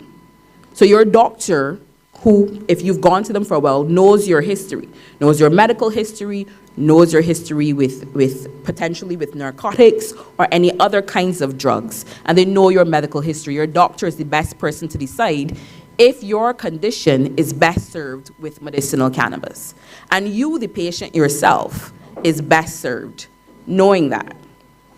Because you as a patient have to be an advocate for yourself with your doctor. This is something new to most Barbadian doctors. So you have to sometimes bring it to the plate to say, this is something I've heard about. What are your thoughts and procedures? Patients have to be their own advocate. It's something I feel very passionate about and very strong about, because even on the wider international space, the use of medicinal cannabis has come about by patients and by various communities continuing to advocate for the fact that this was something worthwhile. So we need to, as Barbadian patients, need to continue to do such. Any person can only use medicinal cannabis under prescription. Medicinal cannabis is that which is prescribed by a doctor and dispensed by a pharmacist. Now, if you take your doctor's prescription and go to the very helpful neighborhood man that happens to have one on the corner, you have now entered the illegal realm, please turn back. Right? It has to be prescribed by a doctor and then dispensed by a pharmacist. All right? 3, for the applicant. Quality control starts from the applicant, and therefore all applicants must receive a doctor's certificate. It says that you are not dependent on a controlled drug. And now I said dependent, not that you do not use one, that you are not dependent on such. This is for your safety, the industry's safety, everyone's safety, just to make sure we are not putting you in a situation which is bad for your health and which may be bad for your business partners. Number 4, for the industry, innovative and integrative environment. So one of the things we have been trying our very best to create, laying the groundwork for, is to create an industry that works. So we have developed extremely close ties with our various government industries to make sure that we are creating better access, opening doors, and having conversations. One of the other things that we're doing is looking at value-added tourism, or added value tourism, the way it's been put here. And we are having conversations. We will be continuing to have conversations, and starting with the BTMI, about how do we go about the point of tourism. I've had the opportunity to visit St. Vincent and to visit several of their facilities geared towards tourism. And some of the differences that we have in Barbados is our requirements are that tourists who have come in have to be seen by a local doctor and then prescribed, which is different from other jurisdictions. But it's also for their own health and for the protection of our medical fraternity here. Most doctors will tell you they're loath to prescribe something without actually having, assess the patient themselves. So we are working on how do we bring about medical tourism while working with the rules that are established, and to continue that. And we're also doing international outreach. I've had the opportunity to be invited to an international conference to address it in Jamaica.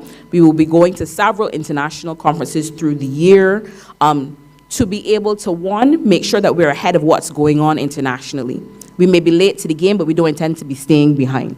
So that means we have to know what's going on, we have to engage. The other aspect of this is that medicinal cannabis is also being talked about in the international conferences and boardrooms in Sweden. These are the individuals on the international level who make the rules about how cannabis is traded internationally. Therefore, we have to make sure that we know what is going on there, and where we can, interject our voice, because Barbados must always be advocated for on the international scene, and indeed the Caribbean. So our colleagues through St. Vincent and Jamaica and Grenada and Antigua and a few other jurisdictions, we continue to meet at least once a year to have discussions, and whomever is available to be able to be an advocate for the Caribbean on the international scene, we have tried our very best to continue to make sure that that happens. Our workforce. So one of the things I want to address is that there was an ad that would have gone out for a master grower. The ad was not put up by the BMCLA. I'm not even sure who the ad would have been put out by. It would have been put out by an individual who was looking, who may have had an application in towards being involved in medicinal cannabis. We've recognized that we need to be able to put forward training and certification for the industry. We have been working on that. We currently have a cannabis crash course. We call it a crash course, but that is currently in term 2. And it is educating various individuals about the medicinal cannabis industry and about cultivation of medicinal cannabis in Barbados. That is a certificate course that is 3 terms, and they will receive a certificate at the end of that course.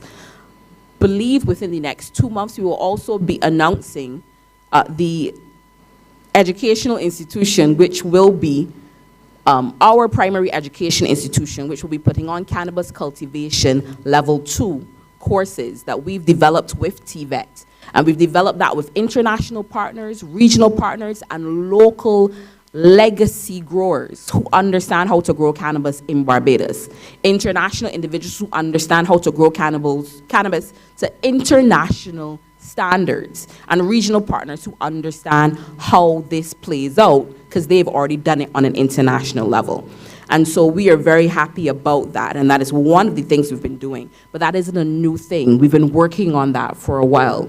Things take time, but I guarantee you we continue to work to make sure that we're doing the best for Barbados. And considering the timeline, I'm going to just stream through this. Opportunities for the industry, research and development, we had a conversation about that. Laboratory, we've had a conversation about that as well. Processor, we're very, very happy that we will be having some processors that should be finished with their bill sometime this year so we can get that up and running. And retail distributor, we had a conversation about that already. High value, as I indicated, we're not going to beat anyone on quantity, but we can beat on quality. And one of the things that you will find that has happened in St. Vincent is through their testing and their continuous testing, they have been able to raise the standard of the product that they have produced for eons quite high. And we see that that is entirely possible. So what we went ahead and did, and we created standards for testing with the BNSI, and so that we already have an idea of how we will test, what needs to be tested, and what are the parameters in order to ensure that we are advancing the quality of the product we intend to produce. Research and development focus, we have an MOU with the University of the West Indies, which is aimed at research and development, but it's also not just aimed at the chemical research and development. It's also aimed at social research. And it's one of those things we are very, very happy about. Indirect industry opportunities. So there are those who want to be involved, but they don't want to actually plan. I get it. Everyone isn't necessarily as comfortable as others. So there are security services that you can provide, packaging and labeling, professional services, lawyers, accountants, those kinds of things, shipping services, construction services, technology services. This is an industry just like any other.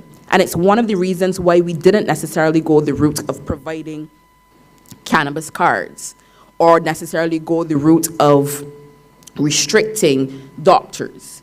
We want you to understand that we view this as a medicine. It's a narcotic, yes, but it's like any other narcotic. And therefore, we don't want to extend the stigma to persons of the industry. So any doctor could prescribe you. There are all these services necessarily that may be associated with the business are the same that might be associated with other kinds of businesses. It's an industry just like any other. It's just got a few additional touches. A full ecosystem of support for small players. So we have continued to do training. We did training when we first opened. We would have brought in a master grower from Israel who would have been able to meet with some of the additional individuals who would have indicated they were planning to come into the industry and to be able to offer assistance. We are looking at how we can offer funding opportunities. The reality is, unlike St. Vincent, we don't have a readily available banking situation sorted. We continue to petition with regard to how we can sort that, and we've recently had some movement from from a few banking institutions that indicate we may be able to bring some resolution, but again, this is hopeful. This is not something that's unique to Barbados. I think anybody who understands that California and US, California had warehouses full of money for quite a long period of time. So it's something that we continue to work on and advocate for. Access to technical inputs. We work under the Ministry of Agriculture, and we work very closely with the individuals within the Ministry of Agriculture. And we have, as I indicated before, brought in technical expertise to assist, and we will continue to bring in technical expertise. We continue to have a close relationship with our brother institutions throughout the region, and we will continue to make sure we do that. So that is for technical inputs and technical assistance. Thank you ever so much for listening to me, and I entirely hope that I've been able to be as clear and as concise as possible. Thank you.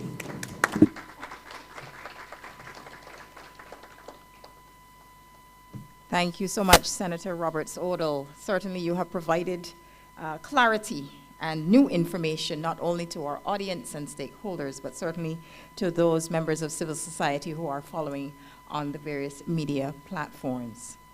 At this time, I'd like to thank our manager, Mrs. Betty Hunt, for graciously giving her remarks and supporting this activity. She will now take leave to attend to some other matters, as you would appreciate. And at this time, I would also like to acknowledge the presence of Mr. Lindsay Bino at the head table. He is a drug inspector, as mentioned, with the Barbados Drug Service, and he certainly is well placed, having been involved in this line of work for the past 32 years, to now present on the role of the Barbados Drug Service and how medicinal cannabis is regulated in Barbados. So let's now invite Mr. Lindsay Bynum. Thank you very much. Thank you very much.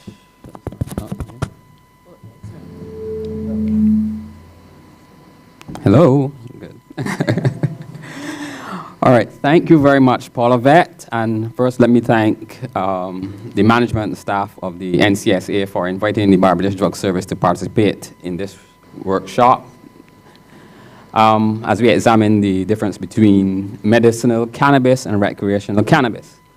Now, I've really been enjoying all the presentations so far, and really it's going to be a pleasure for me to be present on behalf of the director and management of the Barbados Drug Service, which is a division of the Ministry of Health and Wellness. Now, today my job is simply to answer the two questions that were posed to us in the letter of invitation. Those questions are, what is the role of the Barbados Drug Service? And what is medicinal cannabis, and how is it regulated in Barbados? So here we go. Yep.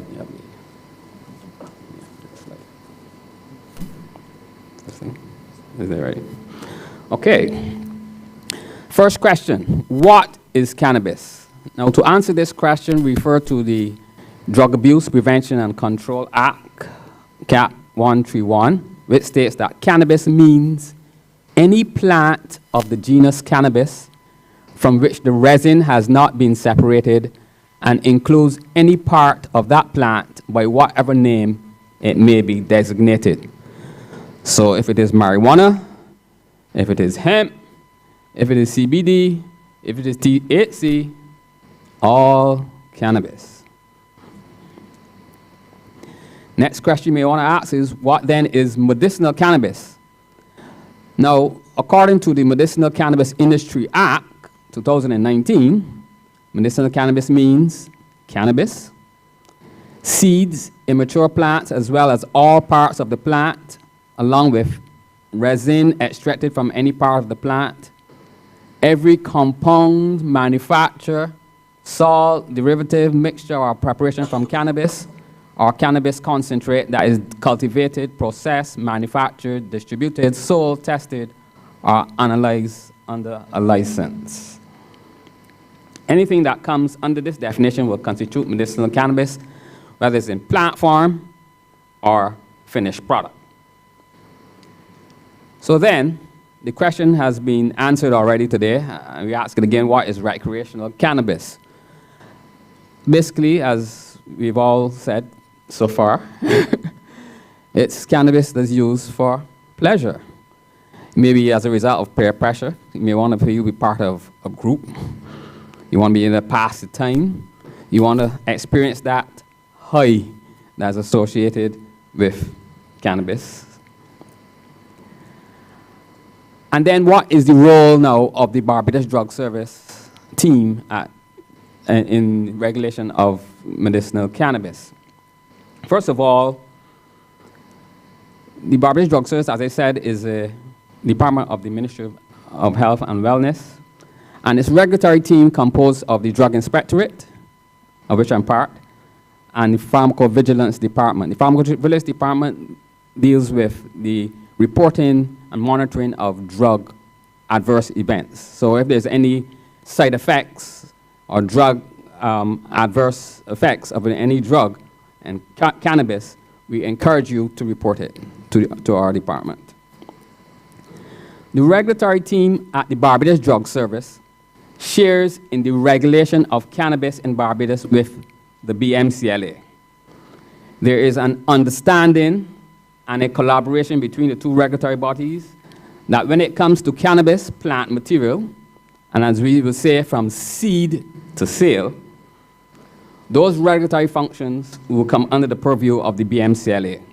However, when there's a finished product, let's say, for example, if it is a capsule or a gel or ointment or tablet or spray or oil, well then, that is regulated by the team at the Barbados Drug Service / Ministry of Health. The role of the regulatory team, and there are a number of functions that are undertaken at the Barbados Drug Service, and we have a list here. As you can see, import licenses are issued, export licenses. We do various types of inspections, pharmacy inspections, therapeutic facility inspections, which Senator has just spoken about, inspection of health food stores, inspection of pharmaceutical warehouses, manufacturing plants, and there's a program known as Inclusion of Manufacturers for the Barbados Drug Service program. We'll talk a little bit about that shortly. And of course, we are party to the INCB since 1976, June 1976. And pharmacovigilance is an important part of the team as well. One area that keeps us very busy at the Barbados Drug Service is dealing with the importation of drugs. And the words cannabis, hemp, CBD, THC frequently comes into play. The importation of any cannabis product requires a narcotic import authorization. Cannabis, in whichever form or by whatever name it comes in, is a controlled substance and requires a narcotic authorization for legal entry into Barbados. Narcotic authorizations for cannabis are only given for medicinal or scientific uses. In Barbados, no authorizations are given for recreational use. So that's one difference. It's only for medicinal or scientific use, not recreational use. A pharmaceutical distributor seeking to import a cannabis product into Barbados must first send an application to the director of the Barbados Drug Service seeking permission to do so. Each consignment requires a separate application, and that's important to note. Sometimes there are individuals who seek to import their prescribed medical cannabis product from overseas territory for their personal medical use. Again, an application letter addressed to the director of the Barbados Drug Service, plus a copy of the prescription or a letter from the physician must be sent to the Barbados Drug Service before an approval is granted.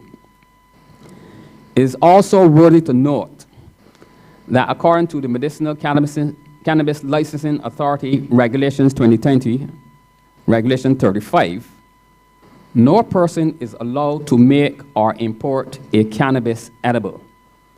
This can carry a fine of up to $500,000 on summary conviction. So therefore, no brownies, no chocolates, no cookies, no shakes, no gummies, no cannabis edibles of any kind are allowed to be legally imported in Barbados, at least at this time, according to the legislation. Another important point to note is that one should not ship a cannabis product before an authorization is granted. And we've had evidence, sometimes we've come across people trying to do that, ship and then try to get authorization. This could result in the product being seized at the port of entry, and charges could be applied to that person. So be very careful there.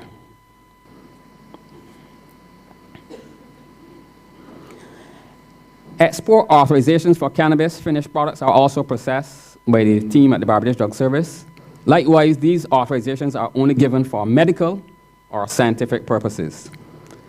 In order to issue an export authorization, we must first receive an import license from the country of import.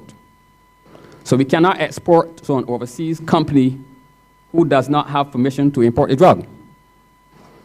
This is the case for not only cannabis, but all narcotics.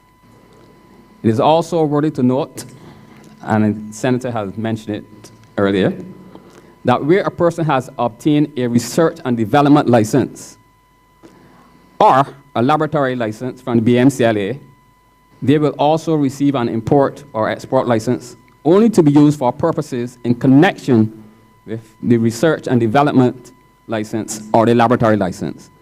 These particular licenses are issued by the BMCLA, not Barbados Drug Service. This time of the year is an extremely busy time for the Drug Inspectorate. Every pharmacy in Barbados has to be inspected for registration purposes. This is in accordance with the Pharmacy Act, Cap 372D. There are many pharmacies who stock narcotics, and some of them do carry cannabis products. All cannabis products, and repeat, all cannabis products must be stored in a narcotic cupboard, and the records must be maintained in a narcotic register.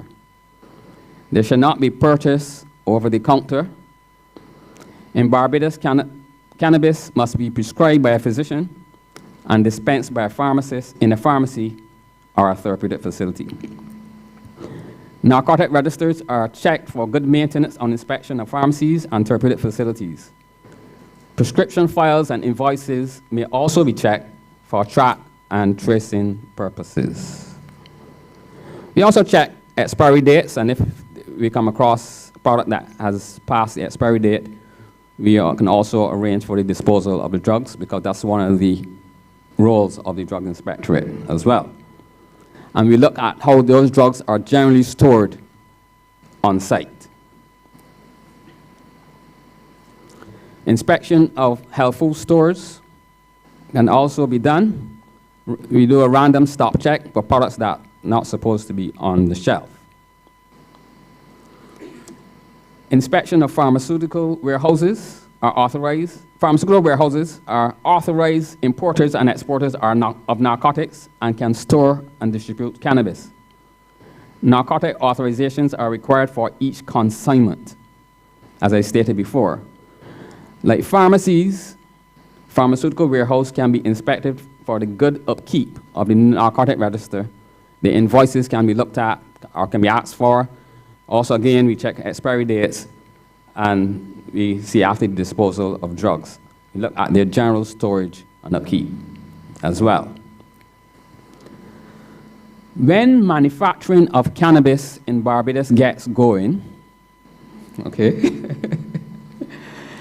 inspections of those operations will entail inspections for good manufacturing practices and the issuance of a license to manufacture from the Ministry of Health and Wellness.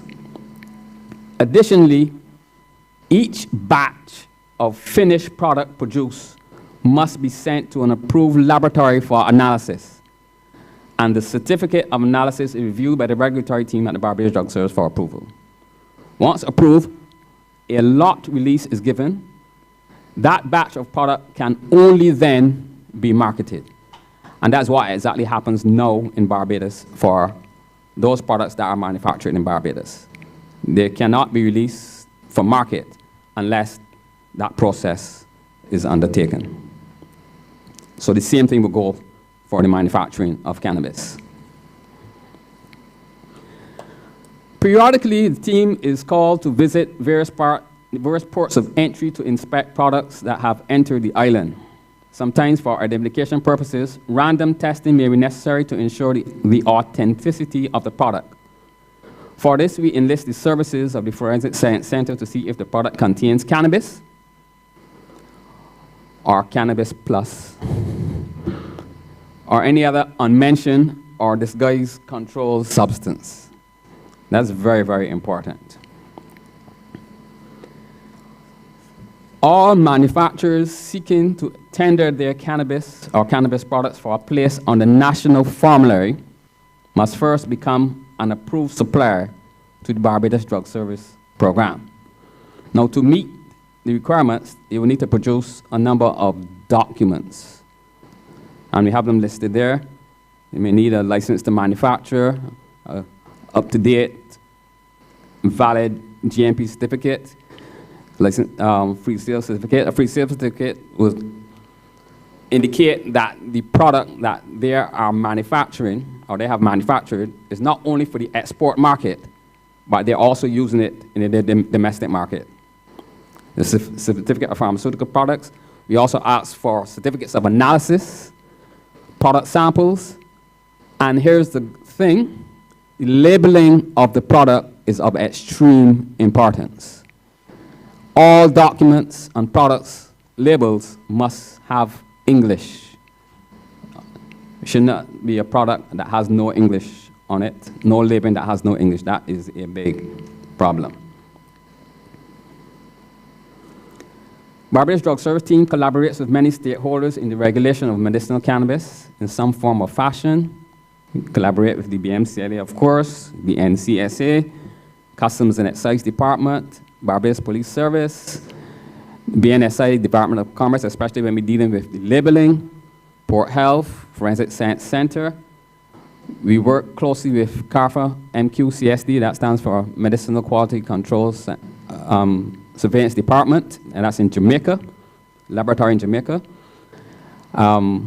And we are party to the INCB, and we work with other international organizations as well as local distributors here in Barbados. So there are some general concerns for us as we focus. We want to ensure that cannabis products imported and used in Barbados are authentic and not falsified. That's number one. Number two, cannabis products are properly labeled, as I mentioned before. Three, we want to ensure that cannabis products imported are manufactured for medicinal and scientific use and not for the illicit market. Cannabis products imported or manufactured are not for recreational use because it's not lawful. And we also want to ensure that the manufacturer is authentic and the drugs are not made in some clandestine lab, not in somebody's backyard or garage, or not in a plastic bottle. So those are some processes that we go through in terms, and the focus for us at the Barbados Drug Service in terms of regulating the medicinal cannabis and the use of cannabis in Barbados. Thank you very much.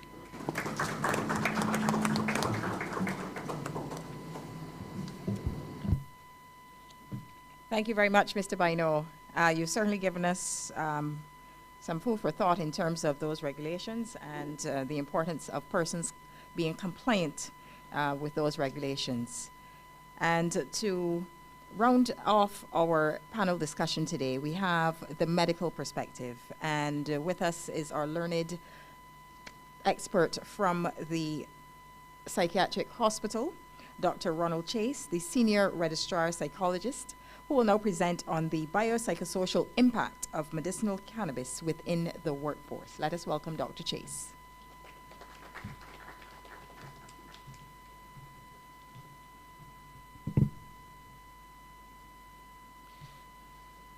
Good afternoon, everyone. Yes. The short man is always rounding at the back, making sure everything is tidied. Right. My role today, and first, would be to say, from the board of directors of the NCSA, we are happy that all of you came out, show interest in this activity today, in person and online. And we hope that we have met your expectations. My second hat is to discuss the biopsychosocial impact of medicinal and recreational cannabis on the workplace. Cannabis, there are different varieties, as Dr. Cummins would have stated earlier, in terms of cannabis indica, those things. But with medicinal cannabis, majority of the studies done and stuff, or attention, I should say, has been placed on the cannabis sativa plant, Not that their other varieties are not useful, don't get me wrong. The plant comprises of over 190 recognized compounds, which are called cannabinoids. Now I say over 191 because there's some that still they have not necessarily named within this one single plant. THC, which is also known as tetrahydrocannabinoid, is the compound identified to be responsible in the plant for the euphoric and the addictive properties of the plant. The concentration of the THC and the other CBDs within the plant all depends on its growing conditions. It's just a little background as to the plant itself, because whether it is medicinal, as you've been hearing, or recreational, we're all talking about the same plant. We will first go to recreational cannabis. For this purpose, I find it necessary to just define what, from a medical point of view, recreational cannabis would be in terms of not prescribed by a doctor in the management of a medical illness, not quality controlled or regulated for safety. The THC and CBD content of the compound of the drug is not known, and it may contain a lot of additives or odorants that are also not known. Medicinal cannabis, however,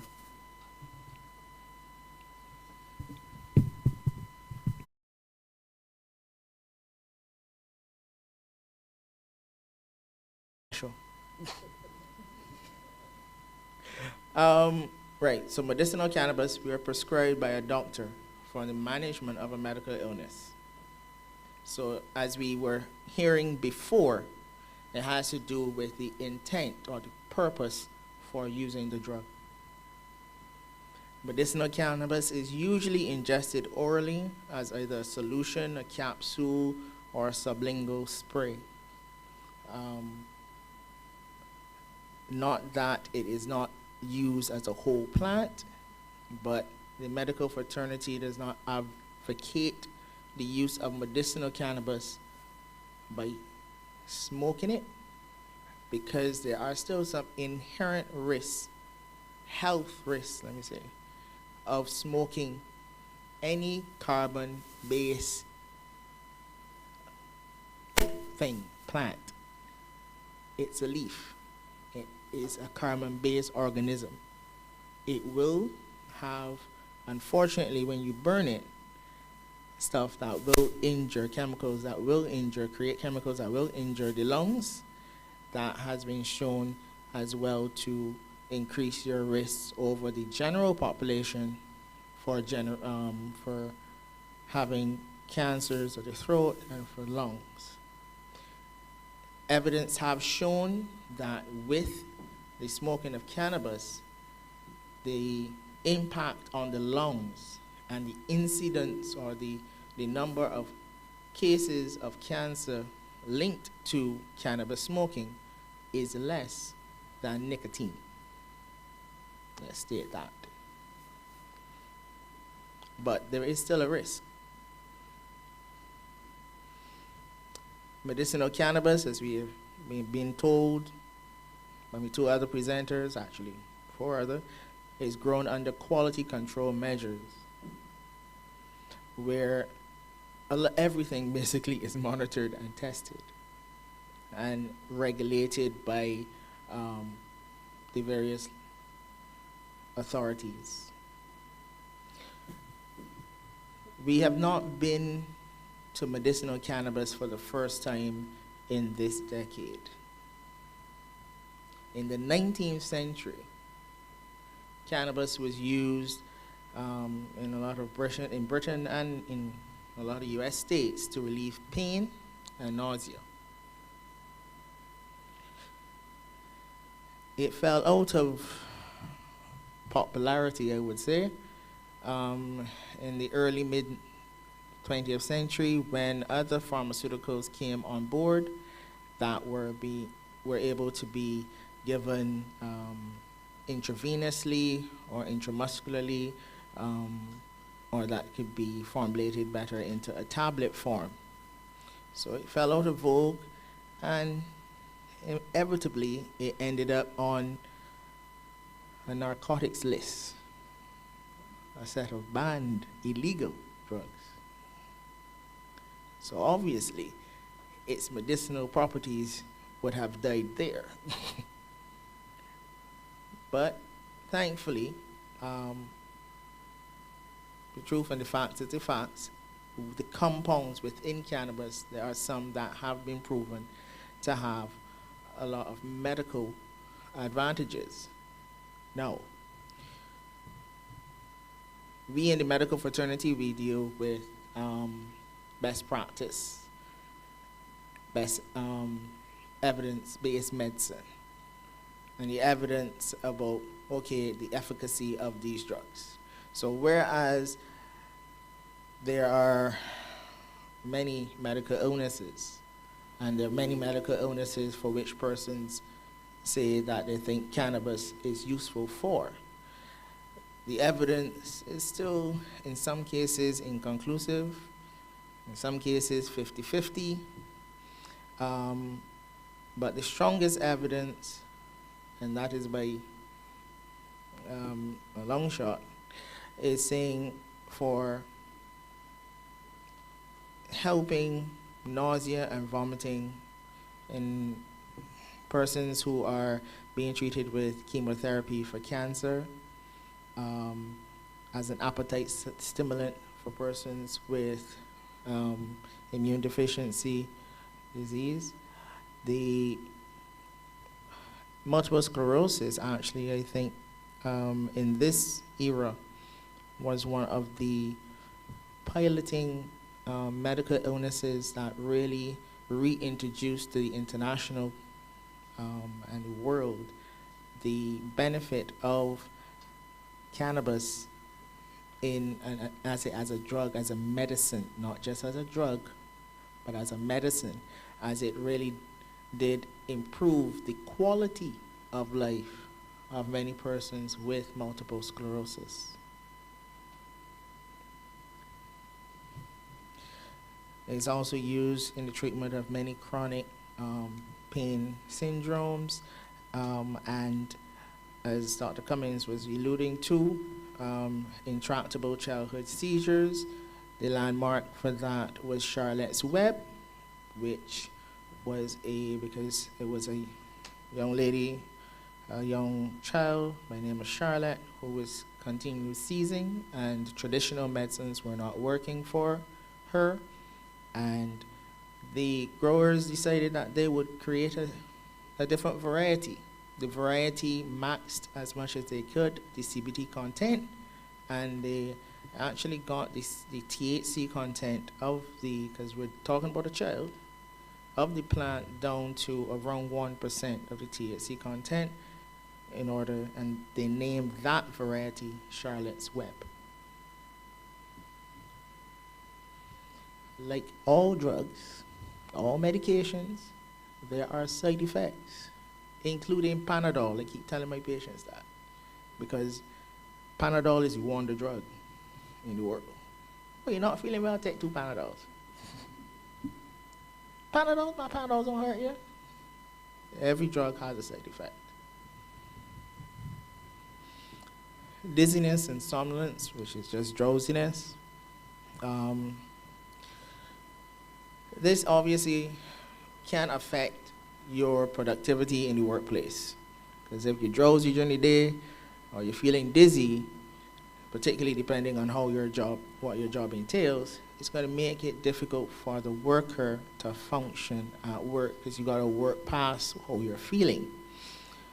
These side effects actually were the leading side effects that led to discontinuation of the drug by the client or the patient of medicinal cannabis. Particularly in a lot of the trials Some of them would have dropped out of the trials because of these side effects. Obviously, medicinal cannabis is not the only drug that causes drowsiness and dizziness. It is not new to the medical fraternity for a drug to cause these effects. So that is why you will see on other traditional drugs that have these effects, other narcotics included, you should not drive or operate heavy machinery if you're using such drugs, blah, blah, blah. Similarly, with medicinal cannabis. Now, these are a little more concerning in terms of the disorientation and the confusion, and the lead not is disconcerting for sometimes the person seeing the individual in a euphoric state, but obviously the person that's euphoric is happy. But this can lead to a lot of disinhibited behavior, which can lead to a lot of disruptive behavior within the workplace. All right. The THC, yet again, is said to be the main compound to mediate these set of side effects, and it is dose dependent. So they relate that to the percentage or the concentration of THC in the product. The higher the THC content, the higher the potential for these side effects to occur. Yet again, this is not new to medicines. If you increase the doses of any medicinal product, you increase the chance of you developing side effects from that medicinal product. Right?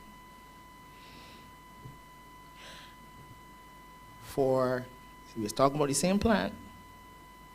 So for the same plant, for the recreational cannabis, these can still occur. But there are also sometimes some unknown additives. And because there is no quality control, no one knows sometimes what these additives are. Whether it would be a pesticide, a fertilizer, whether it would be a chemical intentionally sprayed upon the plant, nobody knows. And in some cases, in most cases, the seller of recreational cannabis doesn't know, and the buyer doesn't know either. And these, when you have the psychotic symptoms or the mania, they tend to end up down by me. These are classified obviously as the severe side effects of cannabinoids. Yet again, THC is said to be the causative agent. Fine. But from early 1980s, there were some landmark studies done in, I think it was one done in New Zealand, a lot of them done in New Zealand, that linked the presence of the psychotic or the emergence of psychotic features and symptoms and cannabis with the person or individual having an underlying genetic predisposition to a mental illness. So we also have to put that in there as well.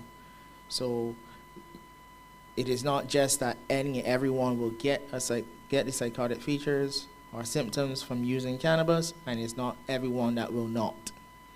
But the point is, we do not know.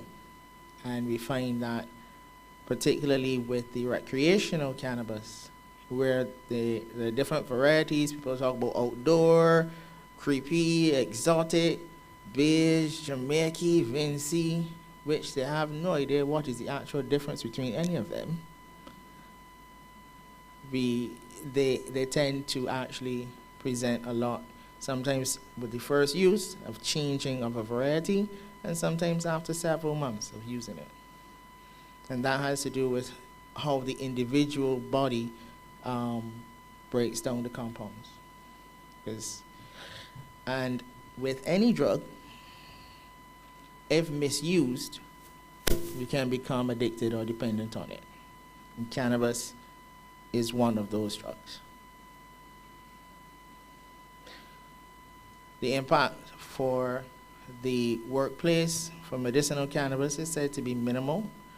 Unfortunately, as I would have listed before, the list of conditions, particularly in Barbados, that persons are right now being treated for with medicinal cannabis, as you would realize, a lot of those conditions, persons may not be at work. If you're undergoing chemotherapy, persons are usually on sick leave while receiving their chemotherapy regime on that day, and therefore when they're using the medicinal cannabis to alleviate the nausea, they're not at work. The side effects, yet again, are dose dependent.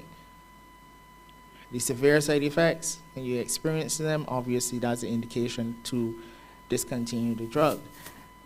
Because of, as I mentioned earlier, the dizziness, the somnolence, the risk of these side effects, there are certain jobs, when you think about in the workforce, in the workplace, that if you're going to be requiring those for the treatment of a medical illness, you're not going to be able to perform those same duties. And it may require the workplace to kind of remodel, reallocate your duties accordingly. Because if you're someone who drives a forklift at work, that might not be a bright idea. If you are an ambulance driver, that might not be a bright idea. Think about safety. If you're a bus driver, a public bus driver, that might not be a good idea.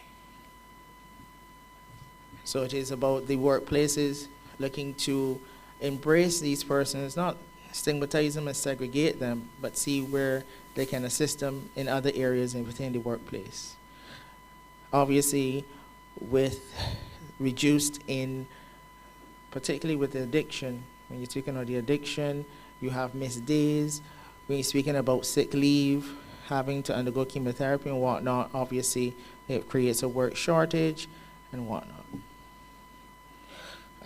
Quickly, we spoke about the euphoria and the disruptive behaviors and the impact that any disruptive behavior at work can have on the clients or the customers of the business and the staff, the damage to property, the loss of income, rarity. So our take home really is that there are several compounds which are found to be useful with, within the cannabis plant for medicinal purposes.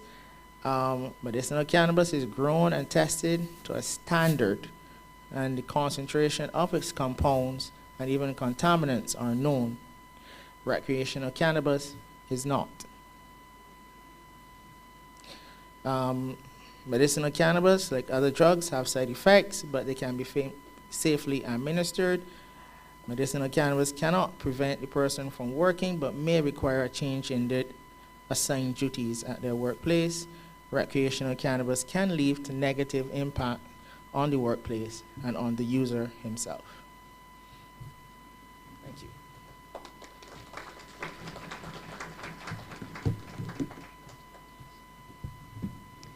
Thank you, Dr. Chase, for providing us with the biopsychosocial impact of medicinal cannabis within the workforce. Ladies and gentlemen in the audience, those online, we thank you for staying the course. And at this time, we will be inviting your questions, and these will be channeled towards respective panelists with respect to gaining more clarity and addressing other issues that may have surfaced as a result of their presentations. I would like to acknowledge my colleague, Mr. Mosiah Hoyt, a counselor at the NCSA, who will be assisting in this process. And without further ado, we will invite members of the audience in the first instance to pose any questions through to the panelists. So kindly raise your hand and you will be acknowledged in that regard.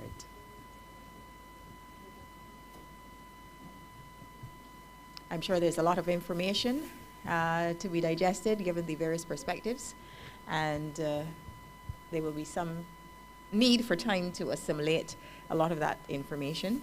Are there any questions coming to us from our online audience at this time?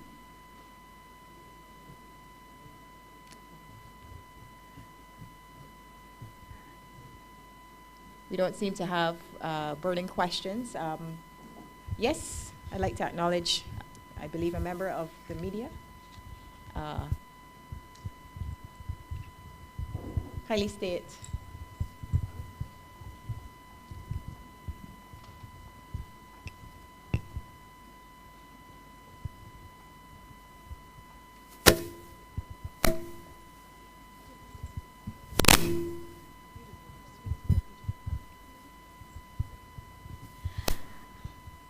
Hello, good afternoon. My name is Regina Thomas. I'm with Nation News. So you mentioned, Senator Shanika, you mentioned something about the land for the agriculture not, being imposed by the cannabis industry. So I wanted to know how your organization will be able to manage that, or how do you regulate which land is being allocated to the cannabis industry?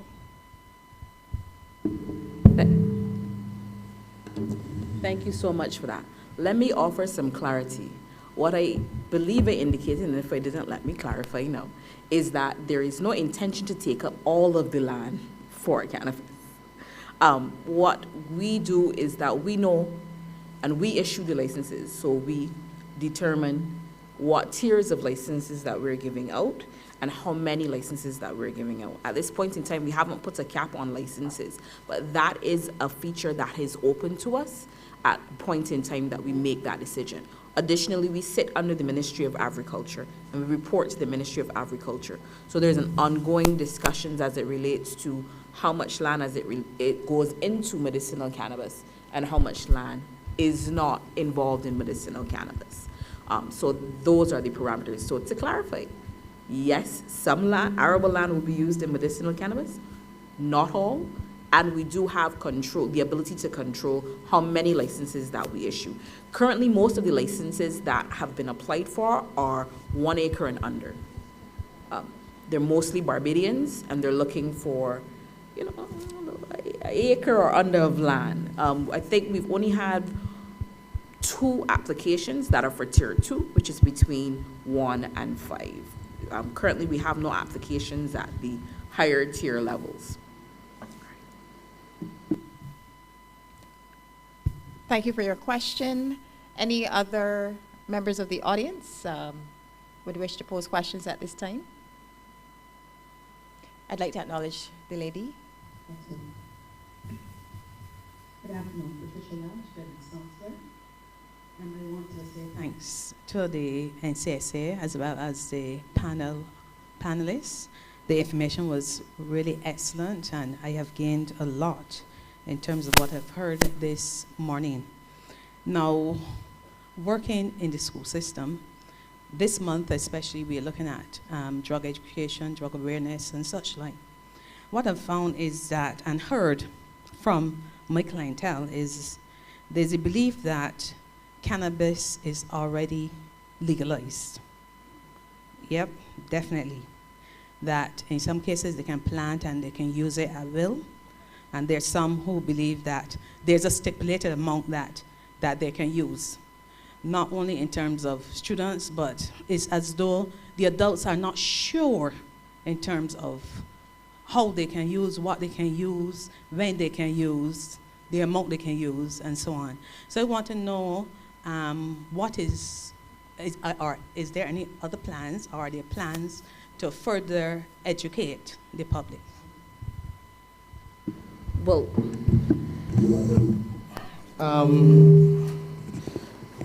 on this end, I would probably put on the hat of the NCSA and answer that question in terms of communication. In speaking with various country members from different countries who've legalized or decriminalized marijuana within the last 5 to 10 years, communication has always been a key factor. Communication and education of the public. And we understand at the NCSA that there's a lot of misunderstanding between the two terms of decriminalization, specifically decriminalizing for medicinal purposes and the legalization of cannabis. So we're working on getting that education out there, and I think this workshop, this panel discussion, is one of the tools that we're trying to use to educate persons as to the definition, the difference.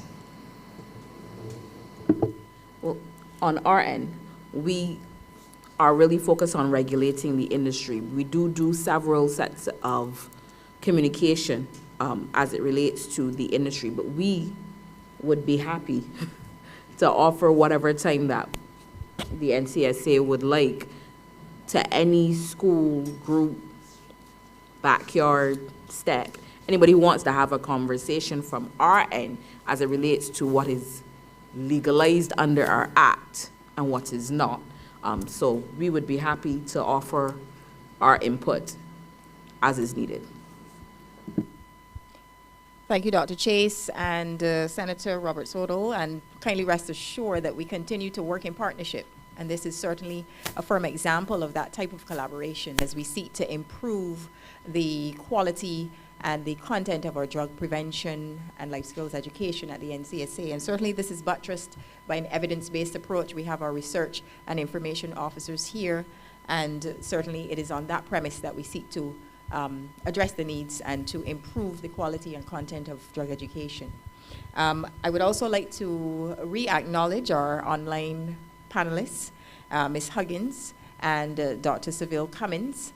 I will invite you at this time, prior to acknowledging some questions from the online forum, any comments that you wish to make in terms of education and advancing this topic. Ms. Huggins, Dr. Cummins. Thank you. I think the education and awareness piece is probably key. One of the things that we did is that we actually set that out quite early on in the process. So as we were legalizing, we identified the pieces that would be important from an education and a prevention perspective. I also think that it's really important to, whether it's medical, whether it's non-medical use, I'm sure that the rules have not changed for younger people. And I think that that's the most important message, is that here from a Canadian perspective, you have to be 18 years, a minimum of 18 years of age. And certain provinces have changed that. As I mentioned, Ontario, it's 19. We have another province that is looking at 25. So I think that it's to reiterate specifically to the youth that nothing has changed in that context, that medical, for sure they could, there are medical ailments that can be used for people who are of younger age, but it's a medical system, and that their brain development and all of those kinds of things and the rest of cannabis use is still prohibited for people under a certain age. Thank you. Yes, if I could also share my support completely for the discussion going on. I think particularly for us here in the Caribbean, where we've all grown up with this cultural understanding of cannabis, and we have these ideas about what it means. Now as we're shifting into a legal position, the communication with stakeholders is super important, just to avoid confusion, to avoid sometimes a sense of disenfranchisement, as we've seen from time to time. Communication is super important. And obviously we have to break down that communication strategy based on the stakeholders that we're targeting, whether they perhaps are formerly illegal cultivators, whether it's school children, whether it's the medical community. The education definitely needs to go out. Most importantly, I would suggest that what we need more than anything else in each jurisdiction is a clear understanding of what we're trying to achieve from a medical perspective, from an economic perspective, as well as from a perspective of drug policy. We need to have a clear sense of that, so that when you're communicating with stakeholders, it can be done with complete understanding and with no potential for there being any naysaying going on. For myself, I find it particularly useful to always consider the young people. We always talk about young people, and there's been mention today about neuropathology, evidence of neuropathology in adolescent use, particularly with high THC. This I don't think is going away. The science on it is very clear.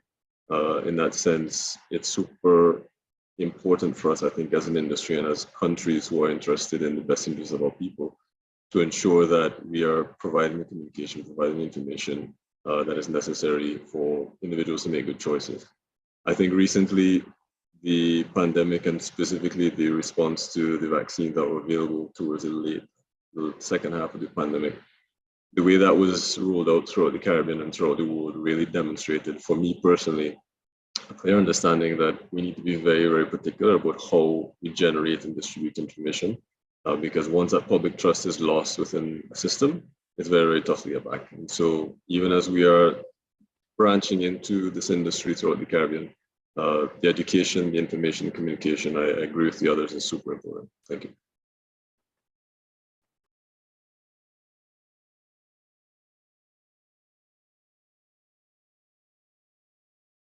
Underscored is the need for factual information, ongoing collaboration, and clear communication in relation to populations.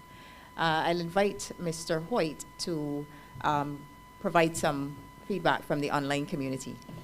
Thank you, Paulabet. Thank you, Paulabet. There's a question here coming from our online audience.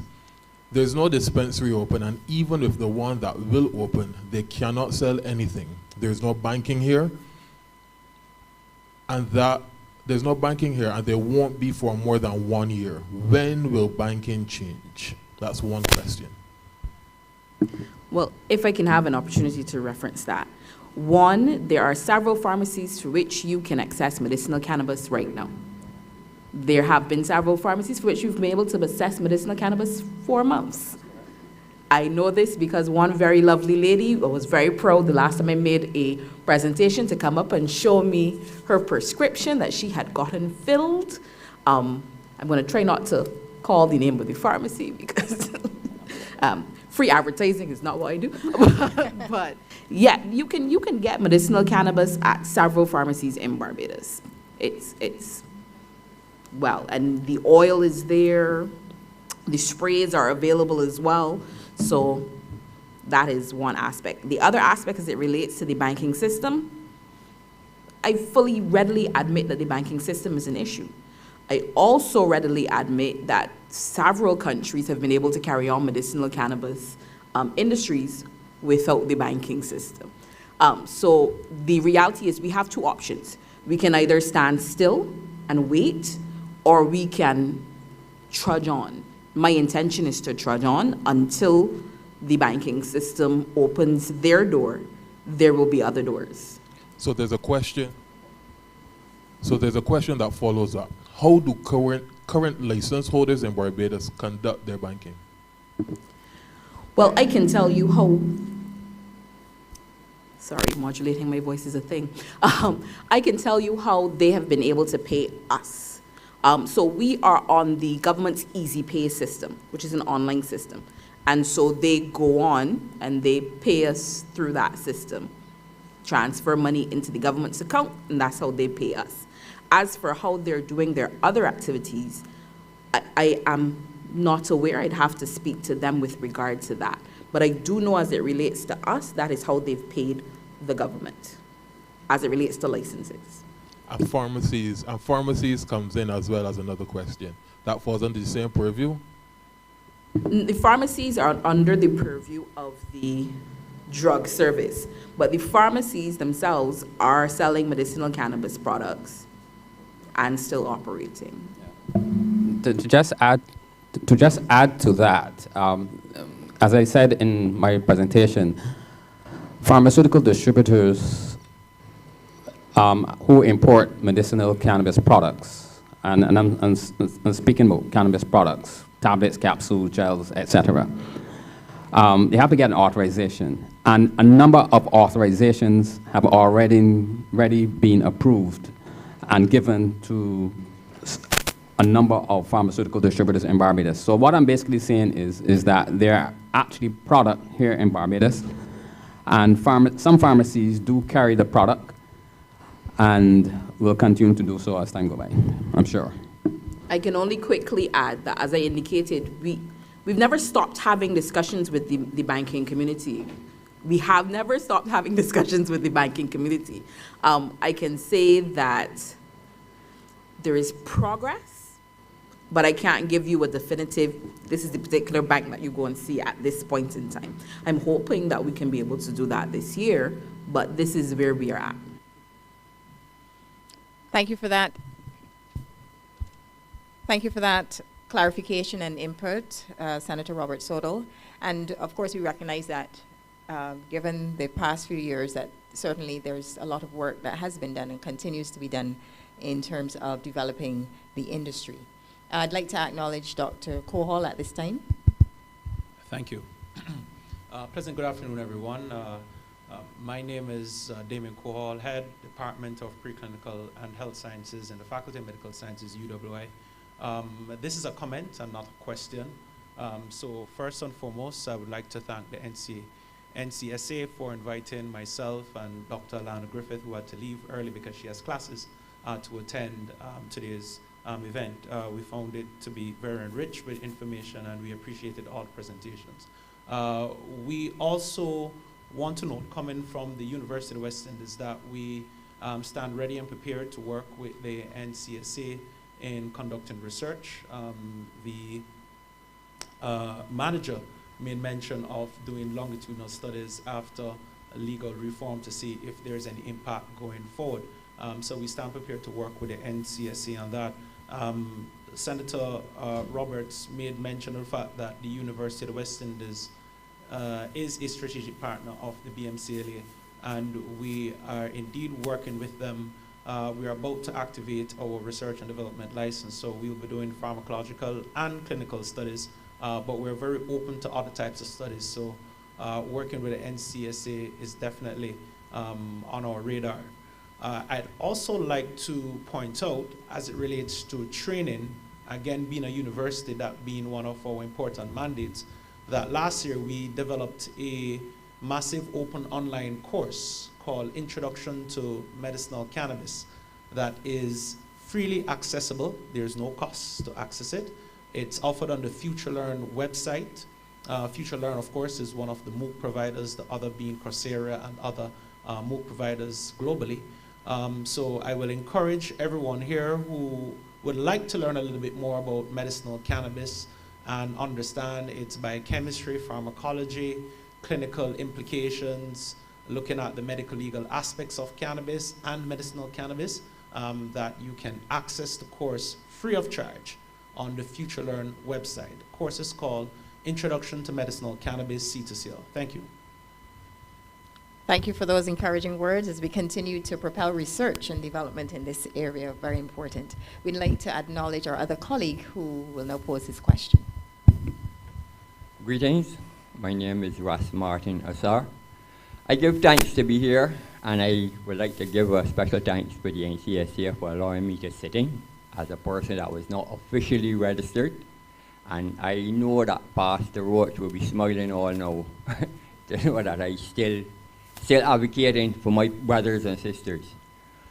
It is good to be part listening to the reasoning at this stage with cannabis. Why I say that? Something I hear, although I hear one mention, you know, the stigma involved and you know the problems and all that. But people tend to forget that there was a war on drugs. And my community was the main target and on the front line, even if you don't smoke, if you don't do nothing, just your bare presence, you commit to harassment. Now they say they give us sacramental rights. But you can only smoke ganja then if you go to a tabernacle. You can only smoke ganja if you assemble certain places. My first place of worship is at home. That is not allowed. Right?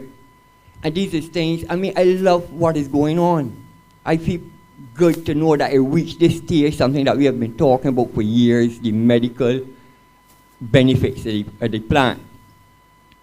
But what is happening now is that they are taking this plant and turning it into a drug, and they're asking me to use it. When I was using it naturally, I was brutalized. This year marked 15 years that Kobe Maloney lost his life at Lanlock St. Lucie. 15 years. And then everybody that is getting involved now. The police, for one, got to get retrained. The magistrates, the judges. Everything needs to be restructured. You just can't jump in and expect it to be nice and dandy. And then tell me that, you know, I could do that. They talk about you don't get recreational, but you can have a therapeutic center where somebody could come and have a massage this and all that. That is recreational. If you could pay for it, it is recreational. If you could go in a place and sit down and smoke my ganja and get a massage, but that's my recreation. But yeah, I can't sit down home on my patio, pay a land tax and smoke a spliff if a police van passes, I get locked up. These things ain't right. You got to start right if you want to finish right. Start with you talk with, at first they call we black market farmers on it, to turn it wrong and say yes, traditional farmers, all kind of thing. We still the Rasta man up in the hills. The brethren from St. Vincent pay a heavier price than us here because we don't grow it like them. But when helicopters was landing and burning down ganja, I got me terrified. I know brothers and sisters here 4 o'clock in the morning get wake up out the house and when you go outside, police around the house with big guns and all kind of thing. This thing's serious. But now you can see all kind of people on board, smiling and feeling good and looking at the money, because all they're talking about is money. I mean, in actual fact, we went in there for money too. But now, you looking now, first thing, the recreational internationally is known to be the biggest market. We now trying to make it medicinal to ease in the recreational. But by that time, British American tobacco then got everything locked down. All they want here is to go ahead. So I mean the big conglomerates will be back in there. I know and my brother and sister will be workers on a farm. I don't want that. I want justice to start with and let it start smooth. Because I know there ain't anything wrong with ganja. They talk about educating people how to use it at work. How much accidents does this have per year in the construction industry? How much people you know fall off of ladders? How much people drop in concrete mixers? A lot of my brothers smoke weed every day, especially if you're working in the hot sun. The best thing to go in the hot sun with is after you smoke a spliff, cool your head, and go in the sun and do your work. So I don't recommend it for people doing construction work is technical work too, because you're up on scaffolding. But I won't recommend it for any and everybody to just smoke and go and do things, to be honest with you.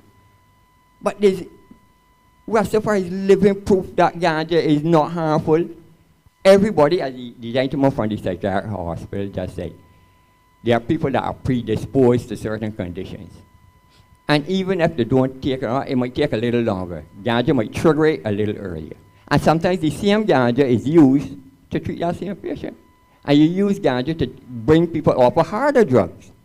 But anyway, I give thanks to be here, thanks to the NCA, and God bless.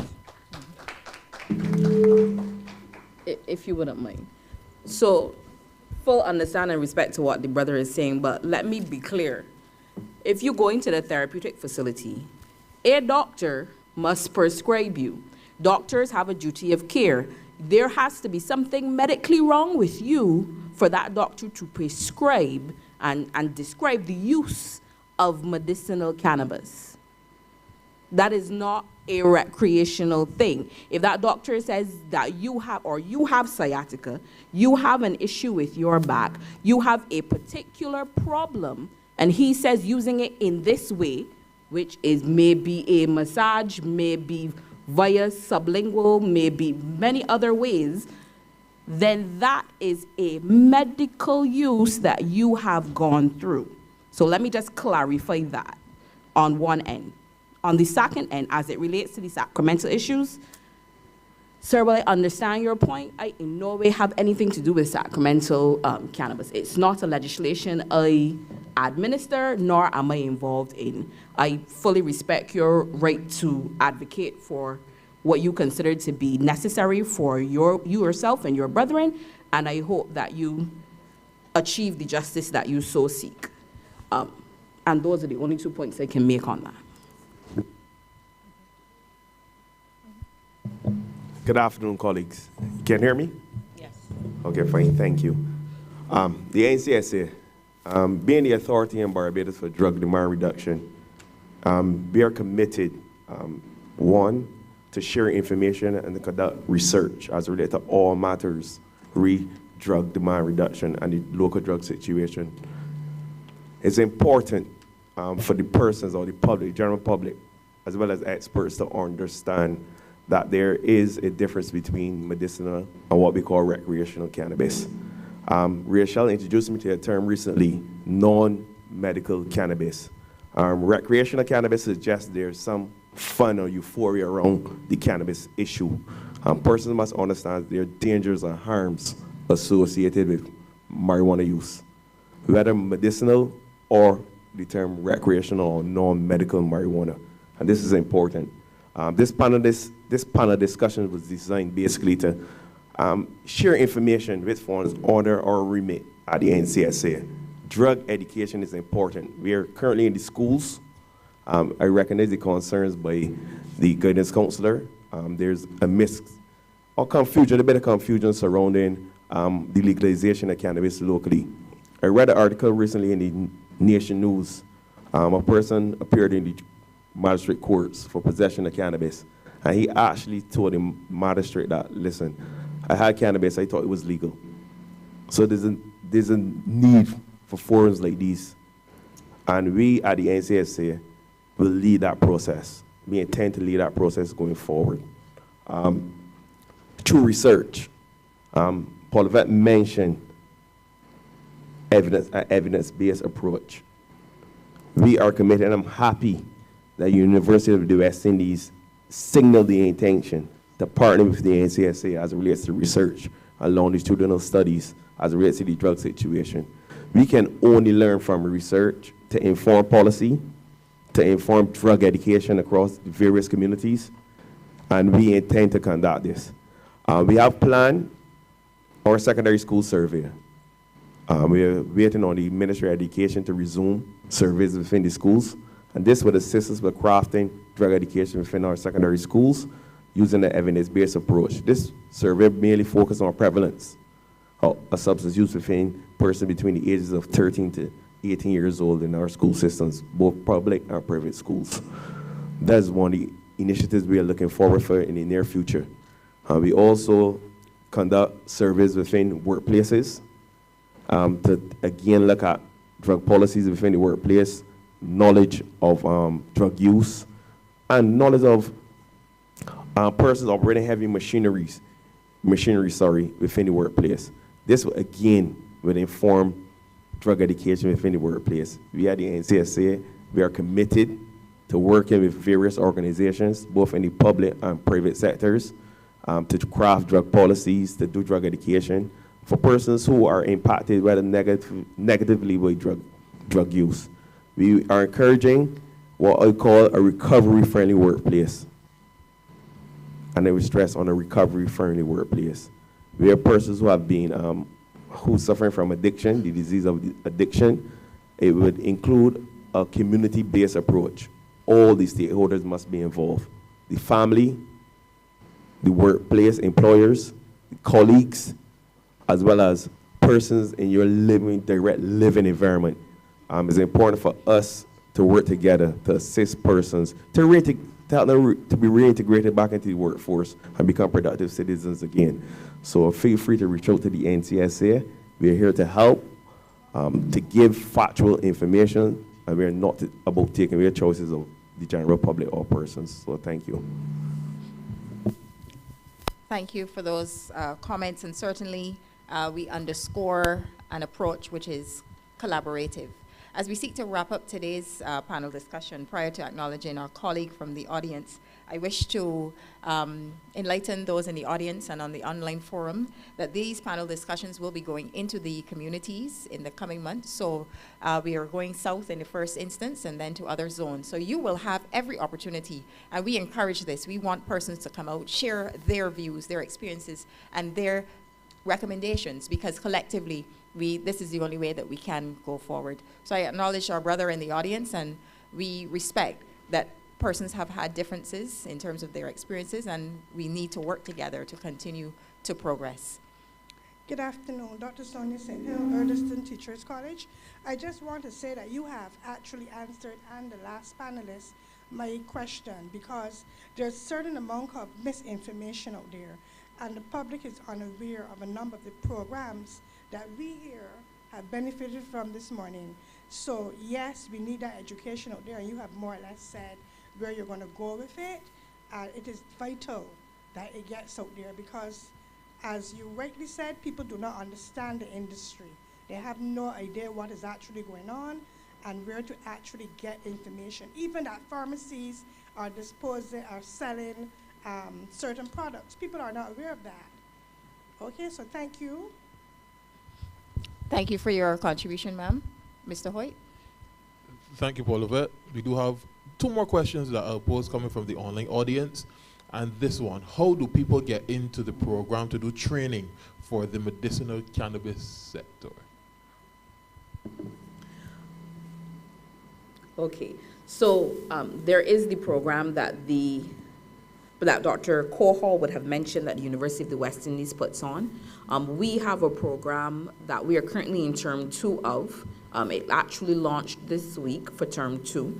And there is the program that I'm speaking of that will be launched with the educational institution. Once that launch happens, that educational institution will be where you apply to do that particular set of training. But our training is 1, always free,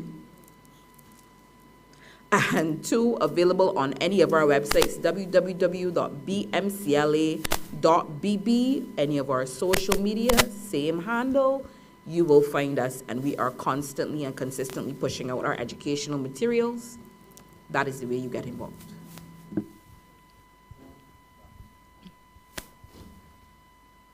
Good. Yes, there's another question. How can persons who do not know that they have a genetic predisposition to psychosis be protected and want to engage in recreational use? Well, mental health is not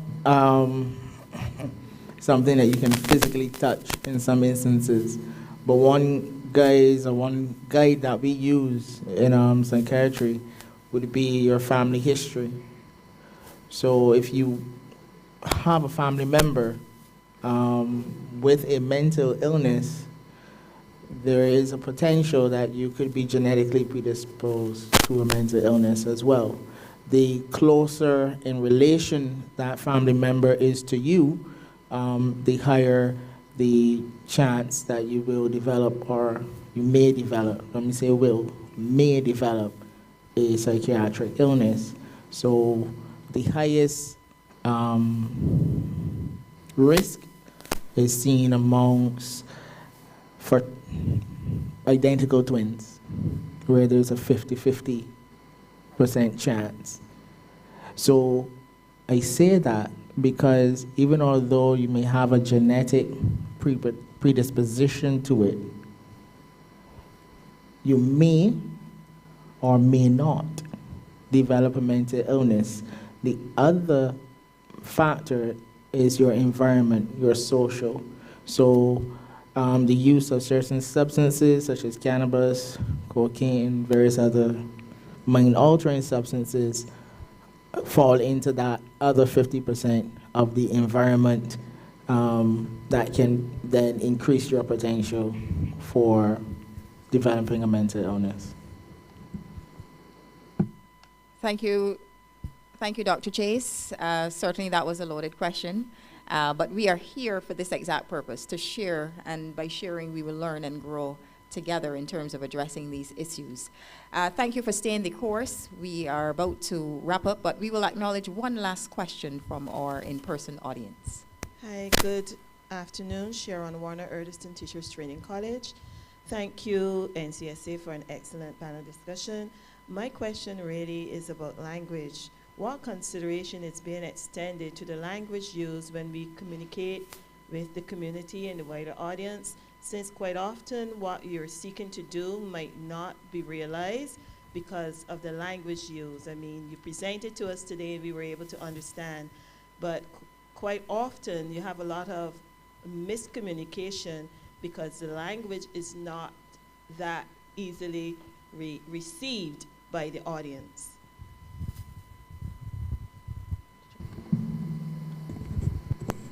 Wearing the NCSA hat, I think that is a valid point, and that's a consideration that we at the NCSA usually try to make sure that information is free of a lot of technical jargon and is can be understood by the youngest child.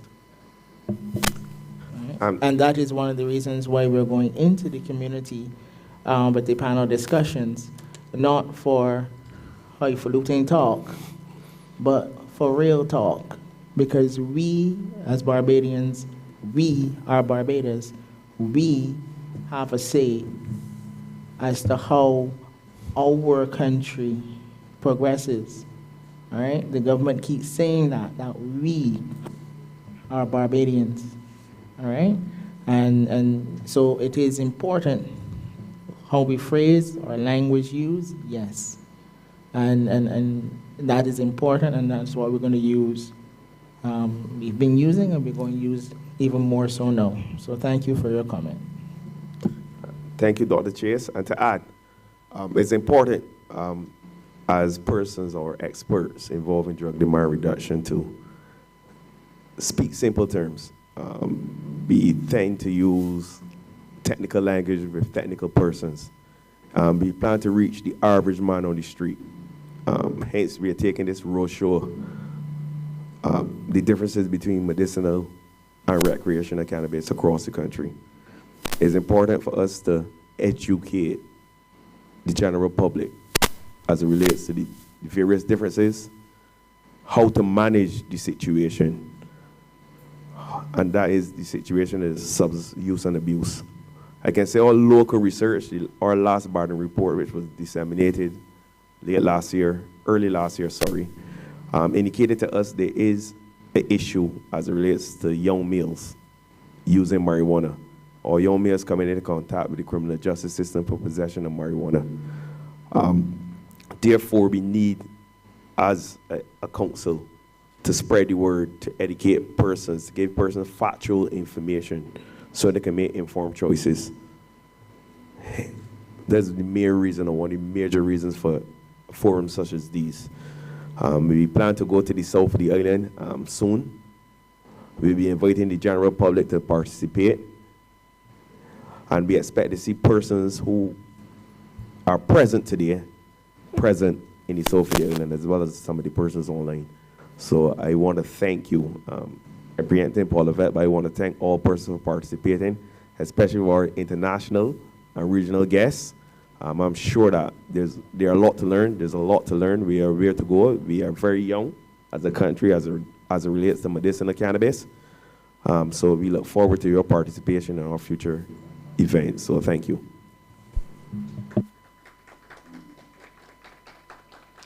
That being said, we wish to extend our sincere thanks to all of you in the online audience with us here today, our stakeholders, as well as those from civil society, as we move forward to educate and to ensure that persons' voices are heard in this process as we seek to unravel not only cannabis, medicinal and recreational, but all aspects of this topic.